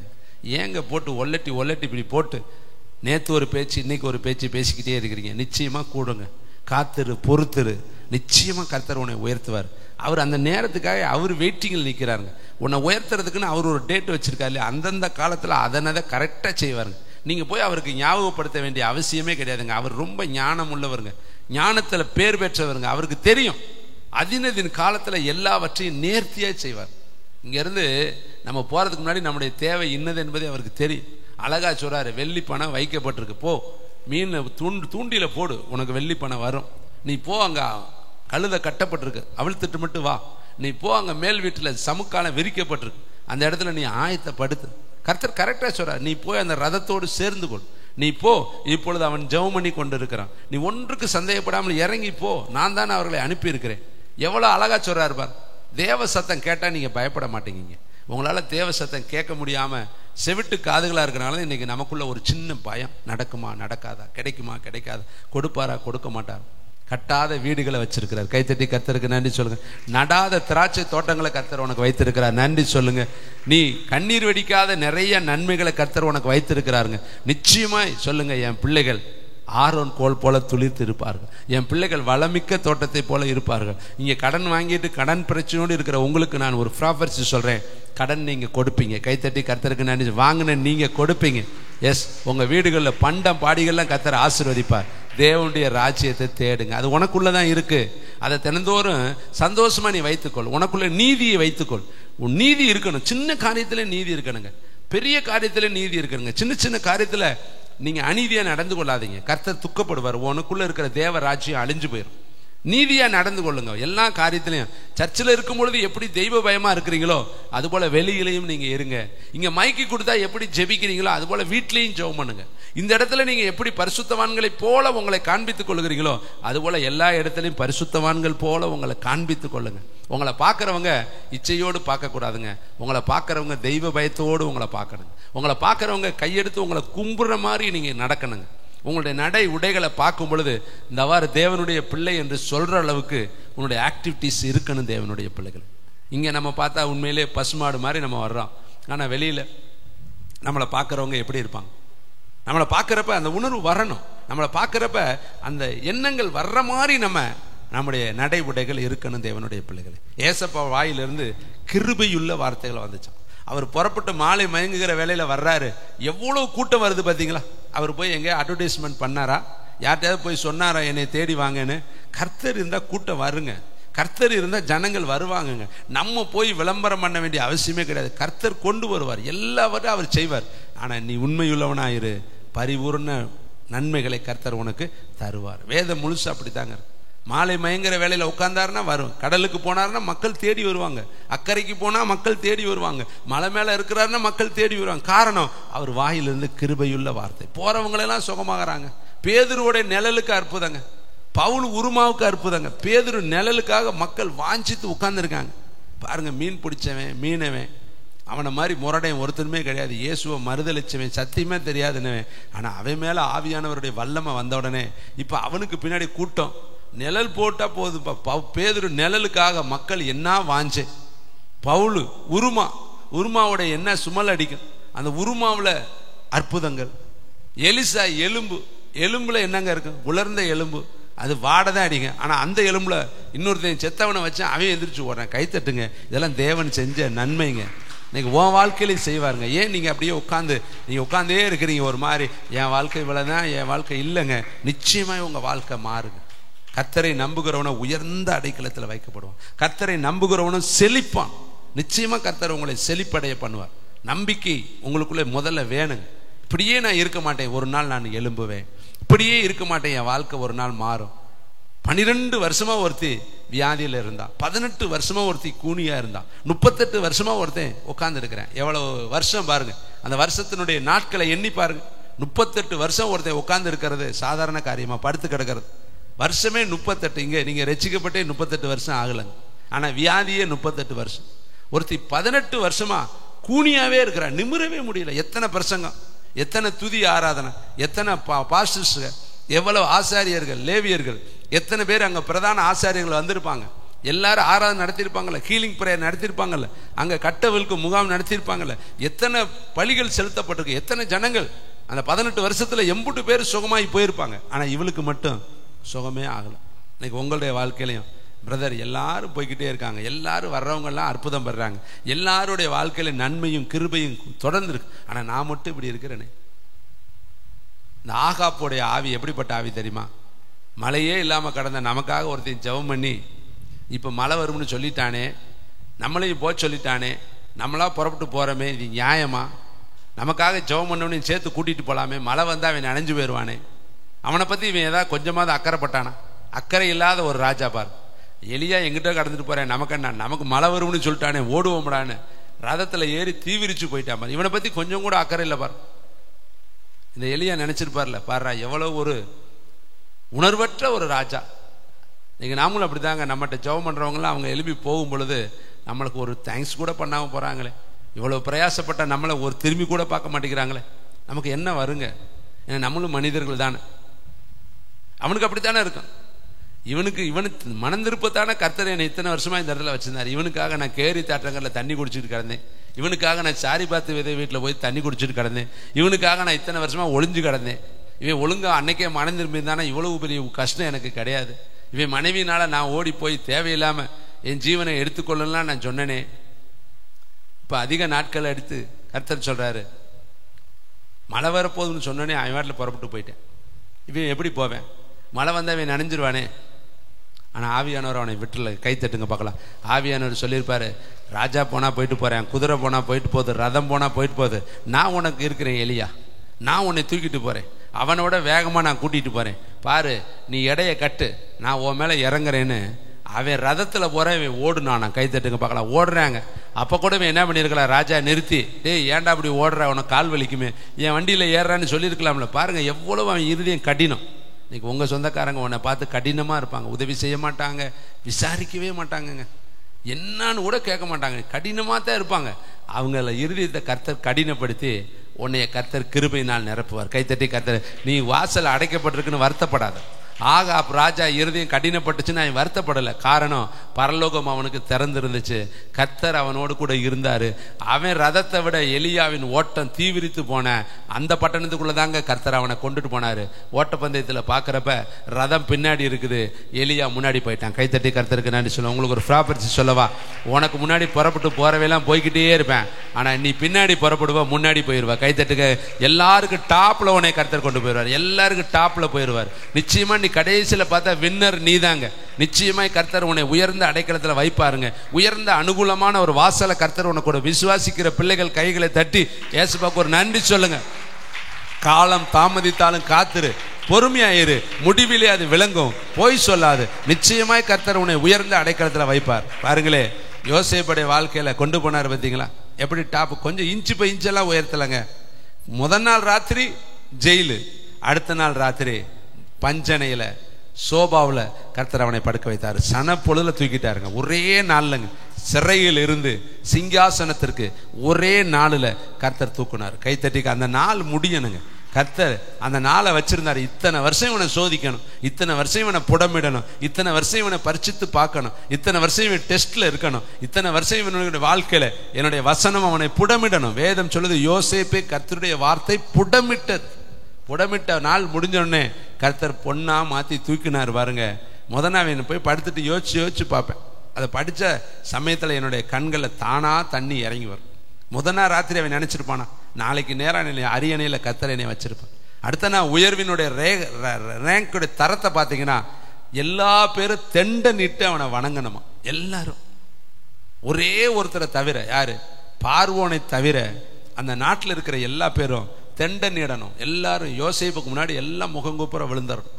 எல்லாரும் அவனுடைய ரதத்துக்கு முன்னாடி முகங்குப்புற விழுந்து அவனை தெண்ட நிட்டு வணங்கணும். இன்க்ளூடிங் அதில் யார் வந்திருப்பா? போத்திபார் வந்திருப்பான், அவருடைய மனைவி வந்திருப்பா. அந்த ஊர்ல இருக்கிற எல்லாரும் அவனுக்கு முன்னாடி தெண்ட நீட்டார்கள். ஒரு நாள்ல தாங்க, ஒரு சனப்பொழுதுதான். ஆனா அதுக்கு முன்னாடி அவன் போன பாதை இருக்கு பத்தியா? எத்தனை நாள் அவன் அடிமையா இருந்தான், எத்தனை நாள் அவன் வஸ்திரம் இல்லாமல் இருந்தான், எத்தனை நாள் அவன் குழிக்குள்ள கடந்தான், எத்தனை நாள் அவன் அபாண்டமான குற்றச்சாட்டு. அந்த குற்றம் அவனுக்கு தெரியும், நான் செய்யல, ஆனா என் மேல இவ்வளவு பெரிய குற்றம் என் மேல நிரூபிச்சுட்டாங்களே, கன்ஃபார்ம் பண்ணிட்டாங்க. அந்த பொண்ணு இவன் தான் சாதிச்சு அடிச்சு சொல்றான். அதனால சிறையில கொண்டு போய் தள்ளப்பட்டான். நீதி எடுபடலைங்க. அவன் நீதி வெளிப்படல. அவன் நீதியை யாரும் ஏத்துக்கல. இன்னைக்கு உங்க நீதி மறைக்கப்பட்டிருக்கோ, உங்க நியாயம் மறைக்கப்பட்டிருக்கோ, உங்க உணர்வுகள் புரிந்து கொள்ளலையோ, உங்க நியாயத்தை யாருமே எடுத்துக்க மாட்டேங்கிறாங்களா? சமயத்துல நம்ம நியாயம் எடுபடாது. நான்லாம் என்னுடைய இறுதிய குமுறல சொன்னா இது இப்படித்தான் அப்படிம்பாங்க. அப்ப நம்முடைய நியாயம்னு ஒண்ணு இருக்கும், நம்முடைய இதயத்தினுடைய வேதனைன்னு ஒண்ணு இருக்கும். அதை மற்றவர்களால் புரிந்து கொள்ள முடியாது. அதுக்கு அவங்க சொல்றது இதெல்லாம் ஏத்துக்கணும், இது இப்படித்தான் அப்படிம்பாங்க. உங்களுக்கு அப்படி இருக்கு. உங்களுடைய நியாயமான உணர்வுகள் மடங்கடிக்கப்படும். அதனாலதான் கர்த்தர் மடங்கடிக்கப்பட்டவர்களை தூக்கி விடுகிற கர்த்தர், அவர் சிநேகிக்கிற கர்த்தர், பரதேசிகளையும் திக்கற்றவர்களையும் சிநேகிக்கிற கர்த்தர். அதனால இன்னைக்கு இந்த சூழ்நிலையில் நீங்க நிறைய பேர் வந்திருக்கிறீங்க இல்லையா? நீதியை தேடுங்க, நியாயத்தை தேடுங்க, தேவனுடைய ராஜ்யத்தை தேடுங்க. பின்னாடி எல்லாமே கூட கொடுக்க போறாங்க. பின்னாடி வருதுங்க, உங்க ப்ரமோஷன் பின்னாடி வந்துட்டு இருக்குங்க, உங்களுக்கு அற்புதம் பின்னாடி வந்துகிட்டு இருக்குங்க, உங்களுக்கு அதிசயம் பின்னாடி வந்துகிட்டு இருக்குதுங்க. இவன் முன்னாடி உண்மையா இருந்தாங்க, ஜெயிலையும் உண்மையா இருந்தாங்க. சிறைச்சாலையிலையும் அவன் உண்மையா இருந்தாங்க, குழிக்குள்ளேயும் அவன் உண்மையா இருந்தாங்க, அவன் போன இடத்துல உண்மையா இருந்தாங்க. ஆண்டவர் பார்த்தாரு, இவனை ஒரு அளவுக்கு சோதிச்சிட்டோம், இவ்வளவு தடவை இவன் உண்மையை காத்துக்கிட்டானேன்னு சொல்லி அடுத்த நாளே இன்ச்சு பை இன்ச்சா தூக்கலுங்க, அடுத்த நாளே தூக்கி டாப்ல கொண்டு போய் வச்சார். இதுல எனக்கு பிடிச்ச ஒரு பகுதி என்ன தெரியுமா? எகிப்து தேசத்துல பிரதமர் மந்திரி பதவியே கிடையாது. பார்வோன் தான் மன்னன், பார்வோன் தான் கடவுள், பார்வோன் தான் எல்லாமே. அவனுக்கு கீழே எந்த ஒரு பதவியும் கிடையாது. ஆனா புதுசா ஒரு பதவியை உருவாக்கப்பட்டுச்சு யோசேப்புக்காக. அந்த பதவி என்ன தெரியுமா? பிரதம மந்திரி பதவி. கைத்தட்டுங்க பார்க்கலாம். இந்த பதவி யோசேப்புக்காகவே கிரியேட் பண்ணப்பட்டது, உருவாக்கப்பட்டது. வேற பதவியில் அவனை வைக்க முடியாது. ஏன்னா மன்னனா வச்சியா பார்வோன் இருக்கிறா இல்லையா, அடுத்த 2வது இடத்துல அவனை வச்சார். இதுக்கு மேல ஒரு பதவியே அந்த எகிப்துல கிடையாது. முதல் பதவி பார்வோனு, 2வது பதவி யோசேப்பு. இதுக்கு கீழே தான் எல்லாருமே, அதுக்கு கீழே யாருமே கிடையாது. எல்லாம் லேபர் தான், ஃபுல்லா இருப்பாங்க. இப்ப எவ்வளவு காலம்? யோசேப்பு எலும்புகள் அங்கிருந்து புறப்படுகிற வரையும் அவன் தாங்க சீஃபா இருந்தான். கைத்தட்டி கத்துருக்க, அவன் தான் அங்க டாப், அவன் தான் ஹையஸ்ட் பவர். அவனுக்கு அங்க அழகான மனைவியை கர்த்தர் வைத்திருந்தார். கைத்தட்டி கர்த்தர் அங்க மனாசேயை கர்த்தர் வைத்திருந்தார், எப்ராயிமை கர்த்தர் வைத்திருந்தார். அவனுக்கு எல்லா ஆசீர்வாதமும் அங்க இருந்துச்சுங்க. சம்பந்தமே இல்லாத இடத்துல கொண்டு போய் கர்த்தர் எல்லா சம்பந்தத்தையும் கொடுத்து, வாழ்க்கையை கொடுத்து, ஒன்றும் இல்லாமல் இருந்து எல்லாவற்றையும் உருவாக்குகிற கர்த்தர். கைத்தட்டுக்கு பார்க்கலாம். யோசேப்பு நினைச்சிருப்பானா, இந்த எகிப்துல எனக்கு ஒரு மனைவி இருக்கு, இந்த எகிப்துல எனக்கு ஒரு வாரிசு வரும், இந்த எகிப்துல எனக்கு ஒரு 2ஆம் ரதம் வரும். யோசித்து பாருங்க, நினைக்கவே முடியாதுங்க. நம்ம மனசுலயே தெரியாதுங்க. நமக்கு யோசிக்காததெல்லாம் கர்த்தர் தருவார். 2 நாளைக்கு முன்னாடி ஒரு வசனத்தை ஆண்டவர் எனக்கு கொடுத்தாரு. தேவனுடைய ஆவியானவர் நமக்கு அன்பு கூறுகளுக்கு ஆயத்தம் பண்ணினவை கண் காணவும் இல்லை, சொல்லுங்க, காது கேட்கவும் இல்லை, இருதயத்துல தோன்றவும் இல்லை. அவைகள் எல்லாம் சொல்லுங்க. கண்ணுல யோசேப்பு காணல, என்னத்தை காணல? மனைவியை காணல. அவன் இருதயத்துல தோன்றவும் இல்லை, காதுகளால் அவன் கேட்கும். யாருமே சொல்லல இங்க ஒரு மனைவி இருக்கு, இங்கதான் உன் வாரிசு வரும், இங்க ரதத்துல இருப்பேன்னு சொல்லல. ஆனா கர்த்தர் முன்னாடியே சொல்லிட்டாரு. என்ன தெரியுமா? சூரியனும் சந்திரனும் 11 நட்சத்திரங்களும் உன்னை தொழுது கொள்ளும்பா, நீ எல்லாத்துக்கும் ஜீவரச்சனை செய்வேன்னு கர்த்தர் எல்லாவற்றையும் அவனுக்கு முன்னாடியே சொன்னார். கைத்தட்டி கர்த்தருக்கு நன்றி சொல்லுங்க.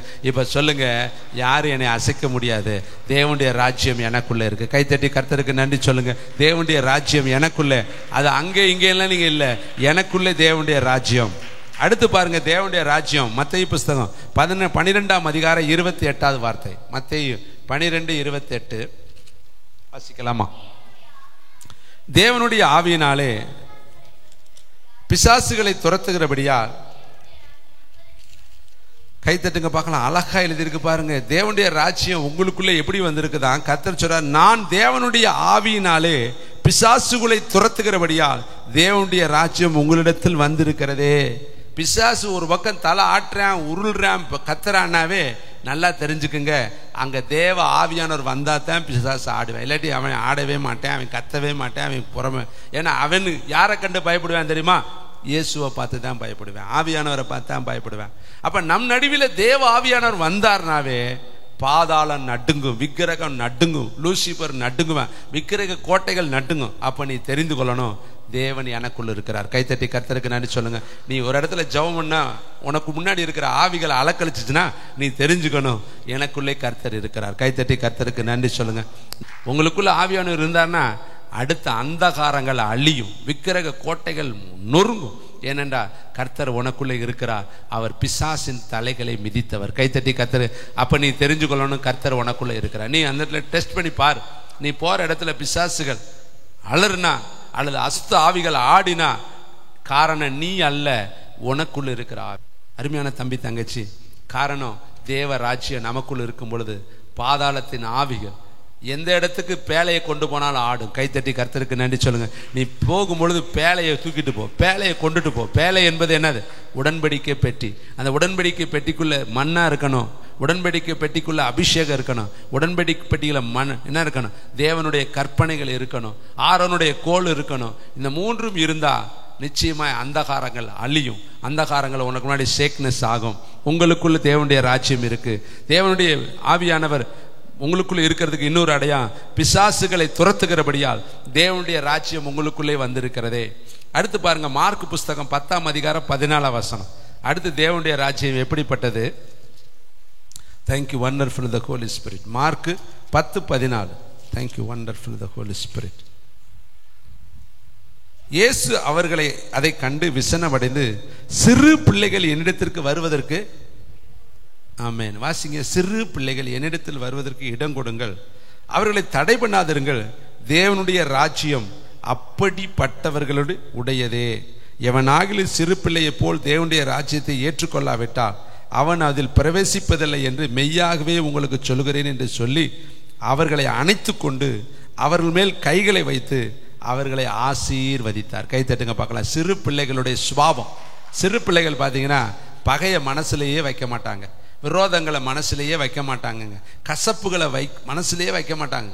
ஒரு நிமிஷம் தாங்க அவங்க கோபம் இருக்கும். நீங்கள் அடிச்சுட்டு அடுத்த நிமிஷம் பாருங்களே உங்கள்கிட்ட பேசுவாங்க, சிரிப்பாங்க, மறந்துடுவாங்க. ஆனால் பெரியவங்க அப்படி கிடையாதுங்க. அதை மனசுக்குள்ளேயே வச்சு அதவே பேசி அதவே யோசித்து அதவே மெடிடேஷன் பண்ணி அதவே அறிக்கை செய்து அதிலேயே ஜீவ காலமெல்லாம் வாழ்ந்து கடைசியில் அவங்களுடைய வாழ்க்கை பாதாளத்துக்குள்ளே தான் போகும். சிறு பிள்ளையை போல ஏன் மாற சொன்னார்னா, சிறு பிள்ளைகள் எதை சொன்னாலும் நம்புவாங்க. நம்ம தாங்க சொல்லித்தரதை நம்புவாங்க. நீங்கள் சொன்னதை பாருங்கள், நீங்கள் எதை கற்றுக் கொடுக்குறீங்களோ அதை கற்றுக்கொள்வாங்க. அவங்களுக்கு வெகுளித்தனமான ஒரு இருதயம். அப்போ தேவனுடைய ராஜ்யத்துக்குள்ள நீங்கள் பிரவேசிக்கணும்னா சிறு பிள்ளையை போல நீங்கள் மாறணும். பழைய கசப்பு, வைராக்கியம், பழைய விரோதங்கள், முற்பகைகள், இது எல்லாம் உங்களை விட்டு முதல்ல விலகும். அப்போ தேவனுடைய பிள்ளைகளாக நீங்கள் ராஜ்யத்துக்குள்ள பிரவேசிக்கணும்னா இதைத்தான் தேட சொன்னார். தேவனுடைய ராஜ்யத்தை தேடுங்கள். அப்படின்னா என்ன அர்த்தம்? சிறு பிள்ளையை போல வாழ்வதற்கு நீங்கள் பிரயாசப்படுங்க. சின்ன பிள்ளைங்க எப்படி ஒரு நிமிஷத்தில் மறந்துடுறாங்க, அதுபோல் நீங்களும் எல்லா பிரச்சனையும் மறந்துடுங்க. எல்லாத்தையும் மனசில் தூக்கி வச்சுக்கிட்டு அதவே நீங்கள் நினச்சிக்கிட்டே இருந்தீங்கன்னா அது உங்களுடைய வாழ்க்கையில் வேதனையும் கசப்பையும் ஜெப குறைவுகளையும் கொண்டு வரும். அதனால தான் நீங்கள் நிறைய பேரால் ஜெபிக்க முடியல, சந்தோஷமாக இருக்க முடியல, சந்தோஷத்தையே இழந்துட்டு இருக்கான். கசப்பு இருக்கனால தாங்க சந்தோஷம் இல்லை. பாருங்கள், இளைய குமாரன் மனம் திரும்பி வந்துட்டேன், மூத்த குமாரன் கோவிச்சுக்கிட்டு போயிட்டேன். எங்கே போயிட்டேன்? அப்பா கிட்ட போய் சண்டைக்கு போகிறேன். நான் இத்தனை வருஷமாக உன் கூட இருந்தேனே, எனக்கு ஏதாவது ஒன்றாவது கொடுத்தியா? எனக்கு ஏதாவது ஆடு மாடு அடிக்க கொடுத்தியா? என்னை ஏதாவது நீ கொஞ்சமாவது கனம் பண்ணினியா? எனக்கு ஏதாவது கொஞ்சம் சந்தோஷமாக இருக்க சொன்னியா? இவன் இன்னும் எல்லாத்தையும் அழிச்சிட்டு வந்து ஏற்கனவே உள்ள சொத்தை பூரா வாங்கிட்டு போயிட்டான். இப்போ வந்தோடனே நீங்கள் அவனுக்கு திரும்பவும் ஆடு மாடு இதெல்லாம் என்னது தானே, இது பூரா எனக்குரிய பங்கில் எடுத்தானே செய்கிறீங்க. அவன் பங்கு தான் வாங்கிட்டு போயிட்டானே. எவ்வளோ கணக்கு புள்ளி பாருங்க. நம்ம ஆளுக்கு கணக்கு போடுறதில்ல. ஒரு குண்டூசியை சேர்த்து அக்காவுக்கும் தங்கச்சிக்கும். ஆனால் அக்கா தங்கச்சி பேச்செல்லாம் பார்த்தா வானத்தை வளைக்கிற மாதிரி பேசுவாங்க. தங்கச்சி இல்லாமல் நான் இருக்க மாட்டேன், அக்கா இல்லாமல் நான் இருக்க மாட்டேன், என் உடன் பிறப்பு என் ரத்தம் பாக. ஆனால் ஒரு குண்டூசியை மட்டும் மாற்றி கொடுத்துட்டோம்னா அது எப்படி அவளுக்கு நீ கொடுக்கலாம்? எங்கே போச்சு உறவெல்லாம்? அவ்வளோதாங்க. எல்லாமே வாயில் தாங்க வானத்தை பிடிக்கிற மாதிரி பேச்சு. நம்ம வாயும் வாழ்க்கையும் சம்பந்தமே இல்லாமல் இருக்குங்க நிறைய பேத்துக்கிட்ட. பேச்சு மட்டும் வீரர், பேச்சில் வீரர்கள், செயல்களில் வீரர்களே கிடையாது. நடிப்பு நம்மகிட்ட நிறைய பேர்ட்டு இருக்குதுங்க. நடிப்புக்க கூடாது. கர்த்தர் நடிப்பில் மயங்குகிறவர் கிடையாது, அவர் உண்மையை பார்க்கிறவர். பார்த்த உடனே ஒரு பேச்சு, பார்க்காதப்போ ஒரு பேச்சு, பார்த்த உடனே ஒரு செயல், பார்க்காதப்போ ஒரு செயல். உண்மை நிறைய பேர்த்துட்டு இல்லை. அது வேதனைக்குரிய ஒரு காரியம். ஒரு சின்ன காரியத்திலே உண்மையை நம்ம பார்க்க முடியும். சின்ன பிள்ளைங்க மாதிரி நம்ம விளையாண்டுக்கிட்டு இருக்கிறோம் ஆவிக்குரிய உலகத்தில். கர்த்தர் எல்லாவற்றையும் வெளியரங்கமாய் பார்த்துக்கிட்டே இருக்கிறார். அருமையான தம்பி தங்கச்சி, இன்னைக்கு நம்முடைய வாழ்க்கையில் சிறு பிள்ளையை போல நீ மாறு. சின்ன பிள்ளைங்கள்ட்ட பழகிருக்கீங்களா? எங்கள் வாழ்க்கையில் பெரும்பகுதி 34 வருஷத்தில் கிட்டத்தட்ட 29-28 வருஷம் நான் சிறு பிள்ளைகளோடு தான் பயணம் பண்ணி கொண்டு இருக்கிறேன். வீட்டில் நடந்தெல்லாம் வந்து சொல்லுவேன், நேற்று நடந்ததை சொல்லிடுவேன். அவனுக்கு பொய்யே பேச தெரியாது, உண்மையை பூரா அப்படியே கக்கிடுவேன். பார்த்துருக்கீங்களா? அவனுக்கு உண்மையை தான் சொல்லுவேன். சின்ன பிள்ளைகள்கிட்ட போய் பாருங்கள், அப்படியே சொல்லிடு. அம்மா இப்படி சொன்னிச்சா, அப்பா இப்படி சொன்னிச்சா, எங்கள் அண்ணன் இப்படி சொன்னானான்னு ஆரம்பிச்சிச்சுன்னா கேட்டால் போதும். நம்ம ஊர் உலகத்தில் இருக்கிற கொசல கதையெல்லாம் அவன் சொல்லியிருப்பேன். எல்லாத்தையும் சொல்லிடுவேன். அவனுக்கு மறைக்க தெரியாது. அவனுக்கு மறைக்கணுங்கிறது உண்மையே தெரியாது. இதை மறைச்சிடலாங்கிறது தெரியும். ஏன்னா அந்த அளவுக்கு அவன் வெகுளித்தனமானவன். இதைத்தான் கர்த்தர் சொல்றாரு, நீ வெகுளித்தனமா என்ன செய், மாறு. அப்பதான் நீ தேவராஜ்யத்துக்குள்ள போக முடியும். நம்ம எப்படி யாக்கோப்பு மாதிரி அண்ணனை எப்படா ஏமாத்தலாம், எப்படா மாமனை ஏமாத்தலாம், மாமன் பார்க்குறேன் எப்படா மருமகனை ஏமாத்தலாம், மனைவி பார்க்குறா எப்படா புருஷனை ஏமாத்தலாம், பிள்ளைய பார்க்குறேன் எப்படா அப்பனை ஏமாத்தலாம். பூரா ஏமாத்துறேன். அப்பையும் சரியில்லை, பிள்ளை சரியில்லை, மருமையும் சரியில்லை, மாமியார் சரியில்லை, சகல பேருமே எப்படி இருக்கும் குடும்பம்? யோசித்து பாருங்க. இவன் அண்ணனை ஏமாத்தினேன், இவன் அப்பனை ஏமாத்தினேன், அவங்க அம்மா என்ன பண்றா, புருஷனை ஏமாத்துறா, டூப்ளிகேட் சட்டையை போட்டு கொடுத்து அனுப்பி விட்டு புருஷனை ஏமாத்துறா. இப்போ இந்த ஏமாத்துக்காரன் புறப்பட்டு போகிற வழியில் என்ன பண்ணுறேன், அவனை மாமனார் ஏமாத்துறேன், ஏமாத்து எப்படி ஆளவே மாற்றி விட்டேன். ராகேலுக்கு போல லேயால விட்டுட்டு எப்படி இருக்கு? இவன் ஆசைப்பட்டது ராகேலு, போய் கிடைச்சது கடைசியில் லேயால். கேட்குறேன், ஏன் என்னை வஞ்சித்த ஏமாத்தினேன்? எப்படி முதல் சருக்கு பாரு, அண்ணனை ஏமாத்தினேல, அப்பனை ஏமாத்தினேல, உனக்கு என்ன எதை விதைச்ச அதானே உனக்கு கிடைக்கும். திருப்பி ஆடு மேய்டி 7 வருஷம் மேய்டி, 7 வருஷம் மேய்ச்சாலும் கடைசியில் 20 முறை சம்பளத்தை மாற்றினான். 10 முறை 20 முறை மாத்துறேன், எல்லா பக்கமும் ஏமாத்துறேன். கடைசியில் பார்த்தா அப்படியே போய்கிட்டே இருங்க. அவன் வாழ்க்கையில் பூரா ஏமாற்று வாழ்க்கை. கடைசியில் தான் ஆண்டவர் சொல்றாரு, எப்போ தானே நீ மாறுவ? யாக்கோப்பா எத்தனை வருஷம் தான் இருப்பேன், நீ இஸ்ரவேலை மாறுவியா? மாற மாட்டேன், இன்னும் ஃப்ராடுத்தனம் தான் பண்ணிக்கிட்டே இருப்பியா? அன்னைக்கு ராத்திரி ஒரு நாள் முடிவு எடுத்தேன், இன்னும் ஏமாத்தினா நமக்கு குத்துதான், இன்னைக்கு காலையில் நம்மளை போட்டுருவேன் அவன். விடிய விடிய ஆசீர்வதித்தால் ஒளிய விட மாட்டேன். ஒரு நாளைக்கு நம்ம விழுகணுங்க. விழுந்தேன் இயேசுவின் பாதத்தில். கடைசியில் இறுக்கி பிடிச்சேன். அங்கே தான் ஆண்டவர், இனிமேல் நீ யாக்கோப்பு கிடையாது, இன்னைக்கு உனக்கு இஸ்ரவேல் நான் பேர் வைக்கிறேன், நீ தேவனுடைய பிறப்பு. கைத்தட்டுங்க பார்க்கலாம். இன்னைக்கு நிறைய யாக்கோப்பு ஆவி இருக்கு. யாக்கோப்பின் தேவன் தான், ஆனால் யாக்கோப்பின் ஆவியாக இருந்தால் பரலோகம் போக முடியாது. நீ இஸ்ரவேலின் தேவனை மாறணும், இஸ்ரவேலின் ஆவி உனக்குள்ள வரணும், நீ தேவ பிரபுவா மாறணும். யாக்கோப்பு மீனிங் என்ன தெரியுமா? எத்தன், ஏமாத்துக்காரன், ஃப்ராடுன்னு அர்த்தம். ஃப்ராடுன்னு பேரை வச்சுக்கிட்டே ஊரெல்லாம் சுத்துறேன். ஆண்டவர் பார்த்தாரு, இந்த ஃப்ராடு போதும், இனிமேல் பிரபுங்கிற பேர் உனக்கு வரட்டும் அப்படின்னு கர்த்தர் பேரையே மாத்துறாரு, சுபாவத்தையே மாத்துறாரு. நீங்க நம்முடைய வாழ்க்கையிலையும் ஆண்டவர் அழகா இன்னைக்கு சொல்றாரு, சிறு பிள்ளை போல மாறுங்க. உள்ளதை உள்ளதுன்னு சொல்லுங்க, இல்லது இல்லைன்னு சொல்லுங்க, கண்ணால பார்த்ததை பார்த்தேன்னு சொல்லுங்க. இப்படி நம்ம மாறினா தாங்க சபை என்பது அப்படித்தாங்க இருக்கணும். இதைத்தான் வேதம் சொல்லுகிறது. சபை எப்படி இருக்கணும்? கரெக்டா இருக்கணும். சபை ஜெபம் பண்ணுனா அற்புதம் நடக்கணும். ஏன் அற்புதம் நடக்கலைன்னா சபையில இருக்கிறவங்க கரெக்ட் கிடையாது. கரெக்ட் இல்லாதனாலதான் கர்த்தர் பாப்பாரு, இருமனம் உள்ளவர்களா நீங்க இருக்கிறீங்களேப்பா, இங்க ஒண்ணு பேசுறீங்க அங்க ஒண்ணு பேசுறீங்களே, எப்படி நான் உங்களை ஆசீர்வதிக்க முடியும்? அப்ப அருமையான தம்பி தங்கச்சி, அடுத்து பாருங்களே, லூக்கா 6ஆம் அதிகாரம் 20வது வசனம். தேவனுடைய ராஜ்யம் எப்படிப்பட்டது? லூக்கா 6:20. Thank you wonderful the Holy Spirit. அப்பொழுது அவர் யாரை நோக்கி? சீசர்களை நோக்கி, தரித்திரராகிய நீங்கள் பாக்கியவான்கள். ஆமென். பூமியில என்னவான்கள்? தரித்திரர். சொல்லுவாங்க, தரித்திரமான வாழ்றனே பிரதர், எனக்குன்னு ஒண்ணுமே இல்லையே. தரித்திரவான்களை பார்த்து தான் கர்த்தர் சொன்னார், நீங்க பாக்கியவான். சீசர்களுக்கு இந்த உலகத்துல எதுவுமே கிடையாது. என்ன சொன்னாரு? எதையும் எடுத்துட்டு போக வேணாம்ப்பா, வேலையால் கூலிக்கு பாத்திரனா இருக்கேன், வீட்டுக்கு போங்க, உங்களை யாராவது ஏற்றுக்கொண்டா என் வீட்டில் சாப்பிடுங்க, இல்லாட்டி மண்ணை தட்டி விட்டு புறப்பட்டு போய்கிட்டே இருங்க. தரித்திரர்கள், இயேசுவோடைய சீசர்கள் யாருமே பணக்காரனா ஆனதாக இல்லை. எல்லாம் பார்த்தீங்கன்னா பெரிய குபேரனா இருந்தான்னு இல்லை, எல்லாம் பணத்தை விட்டுட்டு தான் இயேசு கிட்ட வந்தேன். எலிசா பெரிய கோடீஸ்வரன், விட்டுட்டு தான் இயேசு இடத்துல வந்தான். வேதத்தில் நிறைய பேர், யோவான் பெரிய வசதி வாய்ப்பு உள்ளவன், விட்டுட்டு தான் இயேசு இடத்துல வந்தான். நிறைய பேர் சகைவு, எல்லாம் பெரிய பணக்காரன், வரி வசூலிச்சு, அதெல்லாம் விட்டுட்டு தான் இயேசு இடத்துல வந்தான். இயேசு இடத்துல வந்தா நமக்கு இந்த உலகம் எப்படிதான் இருக்கும்? தரித்திரமா தான் இருக்கும். இந்த உலகத்துல எதுவுமே நமக்கு கிடைக்காம தான் இருக்கும், நிறைய நமக்கு குறைவா தான் இருக்கும். உலகம் உங்களை பகைத்தால் ஆச்சரியப்படாதிருங்க. அது உங்களை பகைக்கிறதுக்கு முன்னாடி என்னை அதை என்ன செஞ்சிருச்சு? பகைச்சிருச்சு. எல்லாரும் நல்லா இருப்பேன், உலகத்துக்குரிய முறை நல்லா இருப்பேன், நம்ம எப்படிதான் இருப்போம்? கஷ்டத்தான் பட்டுக்கிட்டு இருப்போம். அவங்களே கேட்பாங்க, ஏன்னா அதுதான் எங்களுக்கு சந்தோஷம். பவுல் சொல்றாரு, சபைகளை குறித்து கவலை நாள்தோறும் என்னை ஒட்டுக்குகிறது. இங்க இருக்கிற ஒவ்வொருத்தரை குறித்து கவலை எங்களை ஒடுக்குங்க. நீங்க நினைக்கிற மாதிரி நாங்க கண்ணில் பார்த்துட்டு போறவங்க கிடையாது. உங்களுக்காக நாங்கள் வியாகுலப்படுகிறவர்கள், உங்களுக்காக நாங்கள் வருத்தப்படுகிறவங்க, உங்களுக்காக நாங்கள் போய் துக்கிக்கிறவங்க, உங்களுக்காக நாங்கள் ரெட்டுடுத்துறவங்க, உங்களுக்காக நாங்கள் தேவனை நோக்கி அபயம் எடுக்கிறவர்கள், புலம்புகிறவர்கள், நீங்கள் நல்லா இருக்கணுமேனு பிரயாசப்படுகிறவர். அதுதாங்க ஒரு மேய்ப்பனுடைய இருதயம். 10 பிள்ளைங்க இருக்குன்னா 9 பிள்ளை நல்லா இருக்கு, ஒரு பிள்ளை நல்லா இல்லைன்னா மேய்ப்பன் எப்படி இருப்பேன்? இளைய குமாரன் வந்ததுனால மூத்த குமாரனை பார்த்து அவர் அங்கலாய்க்கிறாரு, ஏப்பா இப்படிப்பட்ட எண்ணம் உள்ளாக்கு, உனக்கு நல்ல எண்ணம் இல்லையாப்பா, அவன் தொலைஞ்சு போனேன், காணாமல் போனேன், திரும்ப வந்திருக்கேன், நான் உனக்கு ஒரு அநியாயம் செய்யலையே, உனக்கு என்னதெல்லாம் உனக்கு தானே சொந்தம், நீயும் சந்தோஷப்பட மாட்டேங்கிறியே, நீ ஏப்பா இப்படி வருத்தப்படுற? அப்ப இதுல மனம் திரும்ப வேண்டிய ஆள் யார் தெரியுமா? மூத்த குமாரன் தான். இளைய குமாரன் மனம் திரும்பிட்டேன், ஆல்ரெடி அவன் ரட்சிக்கப்பட்டுட்டான். ஆனா இன்னும் கூடையே இருக்கிறவன் ரட்சிக்கப்படலை. இயேசுவை பார்க்கறதுக்கு 4 பேர் சுமந்துட்டு வர்றாங்க. ஆனா நம்ம ஆளுகள்லாம் எப்படி வழி விட்டேன் தெரியுமா? ஒரு பயலும் வழி விடலை.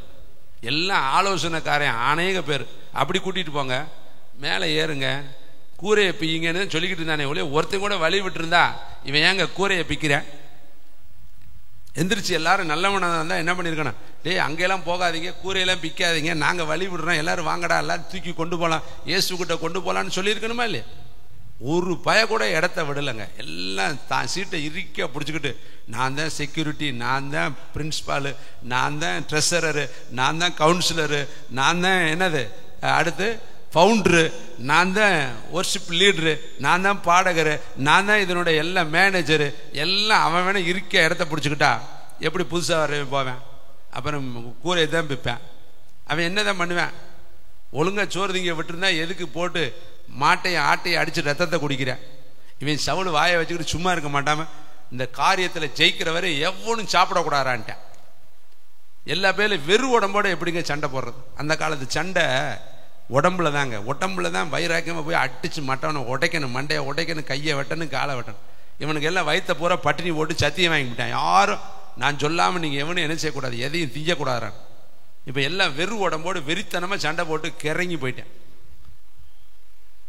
என்ன பண்ணுவேன்? பசிக்குது ஒரு பக்கம், ராஜா வேற உத்தரவு போட்டேன், கடைசியில் போய் ரத்தத்தை குடிக்கிற அளவுக்கு போயிட்டேன். ரத்தம் உயிருக்கு சமானம், அது புசிக்கக்கூடாதுன்னு கர்த்தர் எழுதி வச்சிருக்காரு பிரமாணத்தை. கடைசியில் அதவே குடிச்சுவிட்டேன்.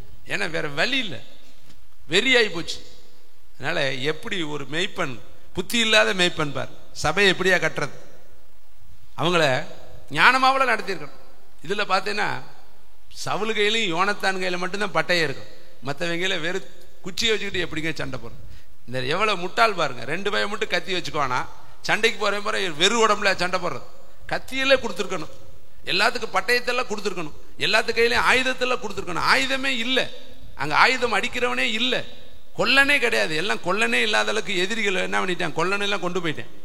அப்போ வெறுங்கையோடு எப்படி சண்டை போடுறது? அதனால தான் உங்களுக்கு ஜெபிக்க கற்றுக் கொடுக்குறதுங்க. எதுக்கு உங்களுக்கு மைக்கு கொடுக்குறோம், எதுக்கு உங்களுக்கு ப்ரேயர் பாயிண்ட் கொடுக்குறோம்? நான் மட்டும் ஜெபித்தா ஆகாது, என் கையில் பட்டயம் இருந்தால் பத்தாது, உன் கையிலையும் பட்டயம் இருக்கணும். எதுக்கு உனக்கு ஊழிய வாய்ப்பு கொடுக்கறது? நான் மட்டும் பிரசங்கித்தா பார்த்தாது, நீ பிரசங்கிக்கணும். நான் மட்டும் ஒர்ஷிப் எடுத்தா பார்த்தாது, நீ ஒர்ஷிப் எடுக்கணும். நான் மட்டும் இயேசு இயேசுன்னு சொன்னா பார்த்தாது, நீ சொல்லணும். அதுக்கு தான் உனக்கு ட்ரெயினர் பண்றோம், உங்களை இந்த இடத்துல உருவாக்குகிறோம்.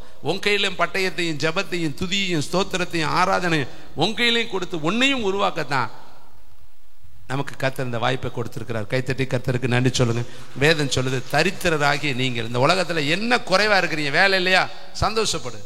வீடு இல்லையா? சந்தோஷப்படு. எது இல்லையா? சந்தோஷப்படு. தரித்திரன் நீ இருந்தேனா நீ பாக்கியவான், பரலோகத்தில் உனக்கு பலன் மிகுதியா இருக்கும்.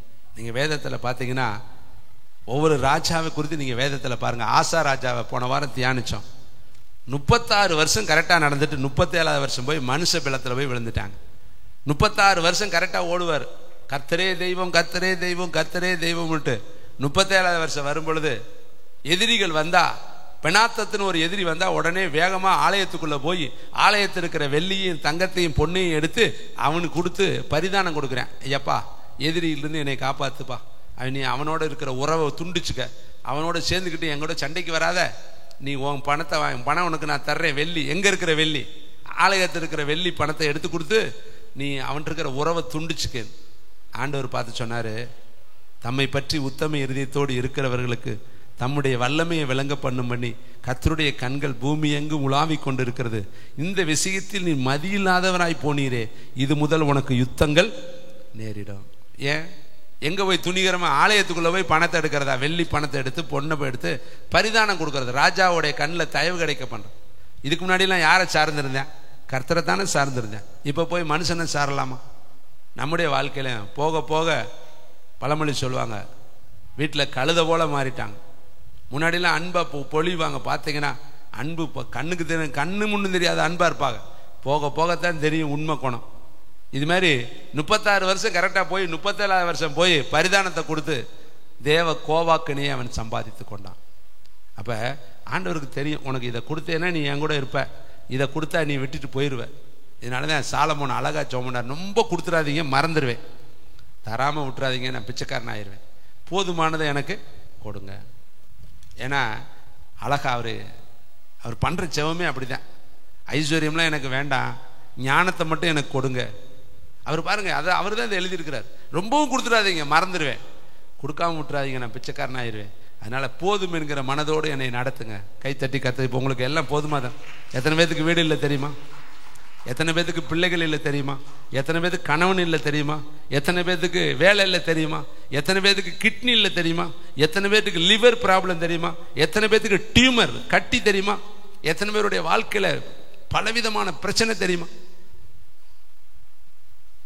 ஆனா உங்களுக்கு என்ன குறைவுங்க? சின்ன சின்ன மைனர் குறைவு தாங்க. இதுலயே நீங்க இவ்வளவு சோர்ந்து போவானா? வேதம் சொல்லுது, காலாட்களோடே உன்னால ஓட முடியாட்டி நீ எப்படி ரதத்தோடு குதிரையோடு ஓடுவ? காலாட்களோடே நடக்க முடியலன்னா நீ எப்படி குதிரையோடு ரதத்தோடு நடக்குவ? சின்ன பிரச்சனையே உன்னால மேற்கொள்ள முடியாம நீ ஆண்டவர் இடத்துல வருத்தத்தோடு உட்கார்ந்தேன்னா யோபு மாதிரிலாம் வந்தா.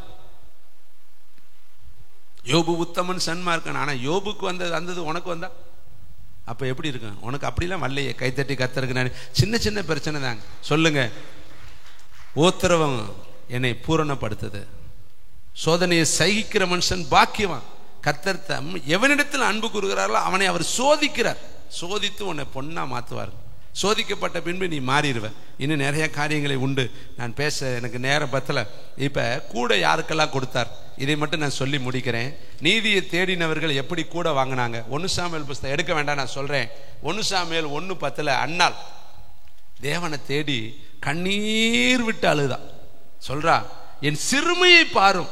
அவ்வளவுதான், வேற ஒன்னும் கேட்கல. என் சிறுமையை மட்டும் பாரு. இந்த சக்காலத்தை என்னை எப்ப பார்த்தாலும் மனமடிவாக்கிக்கிட்டே இருக்கிறாளே, என் கூட இருக்கிறவங்க, என் வீட்டில் இருக்கிற இன்னொருத்தி என்னை வேதனைப்படுத்துறாளே, என் சிறுமியை கண்ணோக்கி எனக்கு ஒரு ஆண் புத்திரனை கொடுத்தீங்கன்னா நான் எல்லா நாளும் அவன் ஒன்ட்டே விட்டுறேன். என் பேரு மட்டும் கெட்ட பேர் போனா போதும், அவ்வளவுதான், எனக்கு அது வேண்டாம், அந்த பிள்ளை உமக்கே தந்துடுறேன். பார்த்தீங்களா, இவளுடைய ஜெபம் வித்தியாசமான ஒரு ஜெபம். சிறுமையை பாரும், என்னுடைய வெறுமையை பாரும், என்னுடைய தனிமையை பாரும். அப்ப இல்லாத ஒருத்திய ஆனா தேவனிடத்துல போய் தன் இருதயத்தை ஊற்றினாலும். தேவனை தேடுறாங்க. ஆலயத்துல போய் புலம்பலங்க, அழுது கண்ணீர் விட்டு தேவனை தேடுறான். தன் விண்ணப்பத்தை சமூகத்துல ஏறெடுக்கிறான். மனம் கசந்து அழுதா, கிளேசப்பட்டாள். வேதம் சொல்லு, தன் இருதயத்தை ஊற்றினால். இன்னைக்கு நம்முடைய வாழ்க்கையில இருதயத்தை ஊற்றி இருக்கிறோமா அல்லது இருதயத்தை திறந்து இருக்கிறோமா? திறந்தது என்பது வேறு, ஊற்றுதல் என்பது வேறு. திறக்கிறனா எல்லாம் திறந்து காட்டலாம். ஆனா மனசுல இருக்கிற பாரத்தை அவர்கிட்ட ஊற்றி இருந்தான். அப்புறம் அதை நினைக்கவே கூடாதுங்க. அப்புறம் அவள் துக்க முகமாய் இருக்கவில்லை என்று வேதம் சொல்லுது. இதெல்லாம் யாருக்காக எழுதியிருக்கு? நமக்கு தான் எழுதியிருக்கிறார். உன் வாழ்க்கையிலையும் நீ ஊற்றிட்டா துக்க முகமா இருக்கக்கூடாது. அடுத்து நீங்க பாத்தீங்கன்னா 2:21 அவளுக்கு கர்த்தர் என்ன பண்ணார்? 3 குமாரரையும் 2 குமாரத்தைகளையும் கொடுத்தாராம். கை தட்டிக்காரு. மொத்தம் 6 பிள்ளைகளை ஆண்டவர் கொடுத்தாரு. 1 இல்லைன்னு சொன்னவளுக்கு எத்தனை கூட கொடுத்தாரு சொல்லுங்க? 5 கூட கொடுத்தாரு. பக்கத்துல சொல்லுங்க, 1 கூட இல்லைன்னு சொல்ற உனக்கு எத்தனை கொடுப்பாரு தெரியுமா? கூட கொடுப்பாருங்க. எத்தனை கூட கொடுப்பாரு? 1 கொடுப்பாரு. நீ அதை அவருக்கு கொடுத்துட்டேனா 5 உனக்கு கொடுப்பாரு. கை தட்டுங்க. இந்த மாதிரி எழுதிங்க, ப்ராஃபர்ஸியா எழுதி வைத்துக் கொள்ளுங்க. நீ கர்த்தருக்கு கொடுத்து பாரு, உனக்கு கூட கொடுப்பாரு. நீ கர்த்தரை தேடிப்பாரு, உனக்கு கூட கொடுப்பாரு. இவ அழுதா இல்லையா? துக்க முகமா அப்புறம் இல்லை இல்லையா? கர்த்தர் அவர் சிறுமையை பார்த்தார் இல்லையா? அந்த ஒரு குழந்தையை கொண்டு வந்து ஆலயத்தில் விட்டுட்டு போய் மனதை கடினப்படுத்தி கொண்டு கர்த்தரை துதித்தாள் அல்லவா?